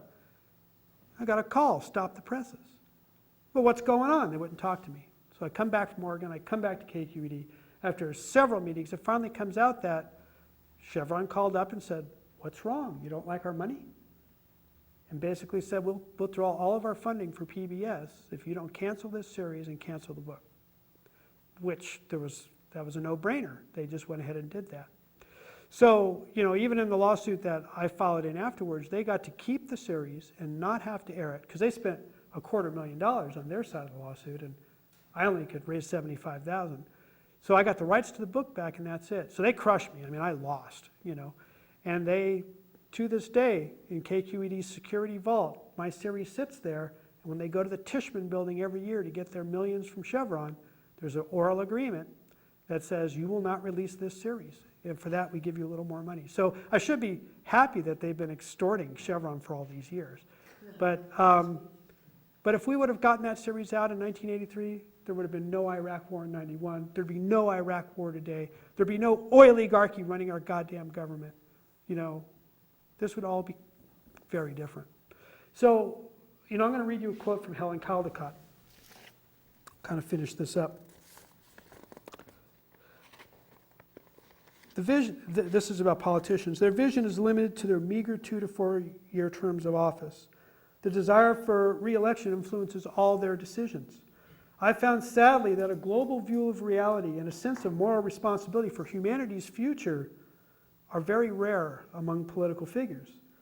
But if we can't trust our representatives, who can we trust? The answer is simple: no one but ourselves. We must educate ourselves and then move powerfully as individuals, accepting full responsibility for preserving the planet for our descendants. She wrote that back in the 80s.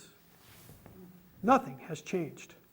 You know, it's really always been up to us, you know, to take the action that needs to be taken. Governments are paralyzed at the prospect of oil running out, and they will do whatever the oil companies tell them to do if they think it'll be an easy out, a save, something that, you know, will keep things going the way they are with the least disruption. It's not an option anymore. Oil has peaked. It's going to get to be more and more ugly as time goes on. And it's not an option. We have to do something ourselves. And so that's what the goal of the book is at this point, to get it out there and to get people forming linkages between drivers and producers, the farmers, to take the oil equating completely out of the picture, and for us to deal directly with the people who produce solar energy and go ahead and really change what's going on. And it's really that simple. And there is tremendous effort to make sure you don't know about it. And what I'm trying to do is make sure you do know about it. And now, as they have said in Buddhism, once you have woken from your sleep, you can never go back to sleep quite so soundly. You now all know there is an answer, and it really just takes pushing to make it happen. As little as chipping in and buying a tank and getting alcohol delivered at this point and converting your cars. So this is you haven't heard much about it, but we're making big moves. And getting the public to understand what's going on is what our project's all about. So anyway, that's all I have to say for you tonight. I'd like your support. There's one last thing. One last thing. A lot of people ask me why I wear this hat. And that's because at the end of these talks, I can take it off and I can pass it around to help cover travel costs and stuff.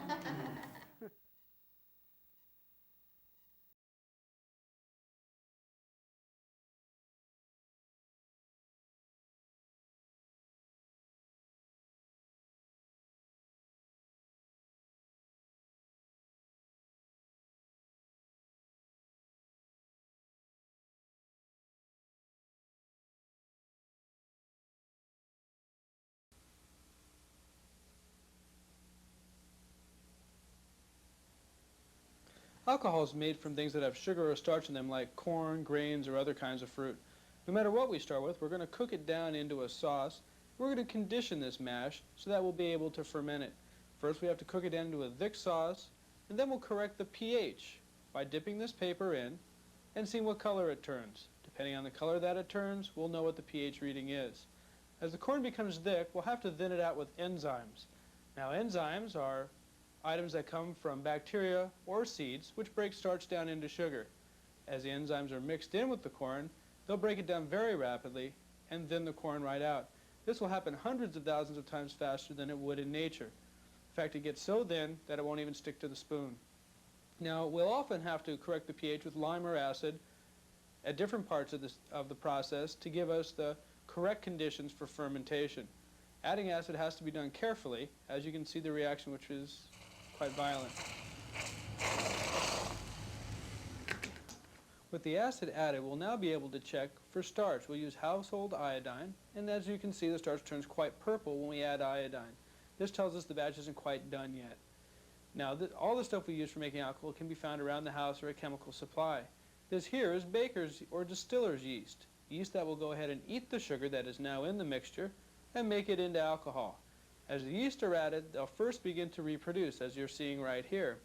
As they begin to get much more vigorous in their reproduction, you'll see some quite violent reactions as they begin to produce the gas which makes them float. Now, as the yeast reproduce over the next 2 or 3 days, they will be producing alcohol until they reach about 10 or 12% alcohol, at which time they will be dead drunk and they will have finished the process. Now, as the yeast heat up the sugar, they also breathe out carbon dioxide, as you can see them bubbling away right here. As long as the yeast are breathing, we know they're alive, and when they stop breathing, the process is over with. The amount of time it takes will vary on the material. Things like grains take a long time. Once it's over, they begin boiling the mixture, and the alcohol vapors that begin to rise through this column.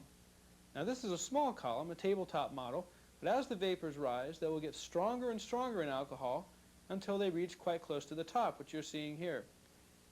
This coil cools the vapors to a particular temperature, and depending on the temperature, we can pick any proof we want. The vapors leave this part of the column and enter the condenser. And this is the final phase of the process, where the alcohol is now made into a liquid. Now, the blue liquid here is cold water. The alcohol will be condensing on the outside of the coils in just a few moments. Stills like this are very energy efficient. They're able to produce about a gallon of alcohol using about 1/3 of a gallon's worth of energy. So we're seeing technology that is sophisticated but simple enough for people to use. The clear liquid dripping off is now the alcohol. Now, if we boost up the cooling water a little bit, we'll see quite a bit more of it. And a still like this will only produce 1/2 gallon per hour. More modern stills, ones you'd see in your backyard, would produce more like 80 to 100 gallons in a day, which is the basic size we recommend in our workshops.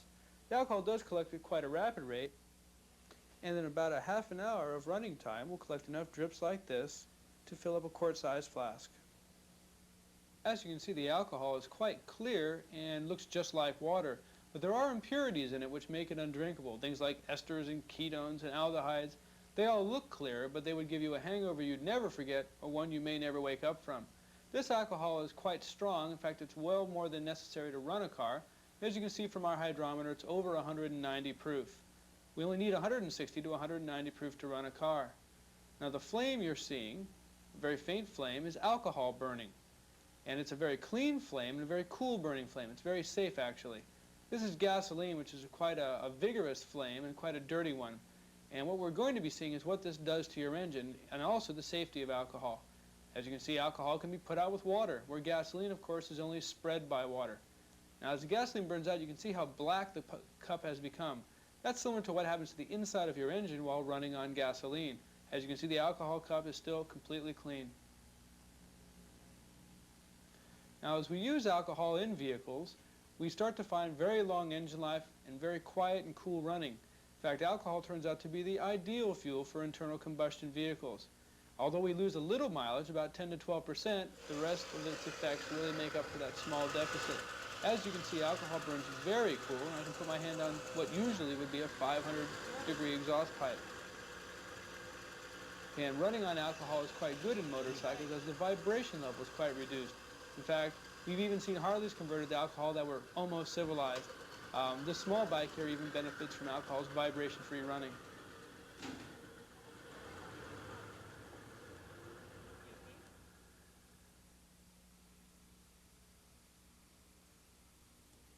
This is my still here, and as you can see, it has nothing to do with the old vision of a copper coil kettle type moonshine still. In fact, the technology in this still is, let's say, borrowed, not quite stolen, from oil company technology. This still here will produce about 8 to 10 gallons of alcohol per hour, or about 100 gallons in a day. We use pressure and temperature gauges to be able to determine the proof at any time in the process, and we can test the purity right here in the hydrometer. Now, alcohol stills like this are generally fired by wood, and here's the firebox, for instance, on this one. They're also used with natural gas, etc.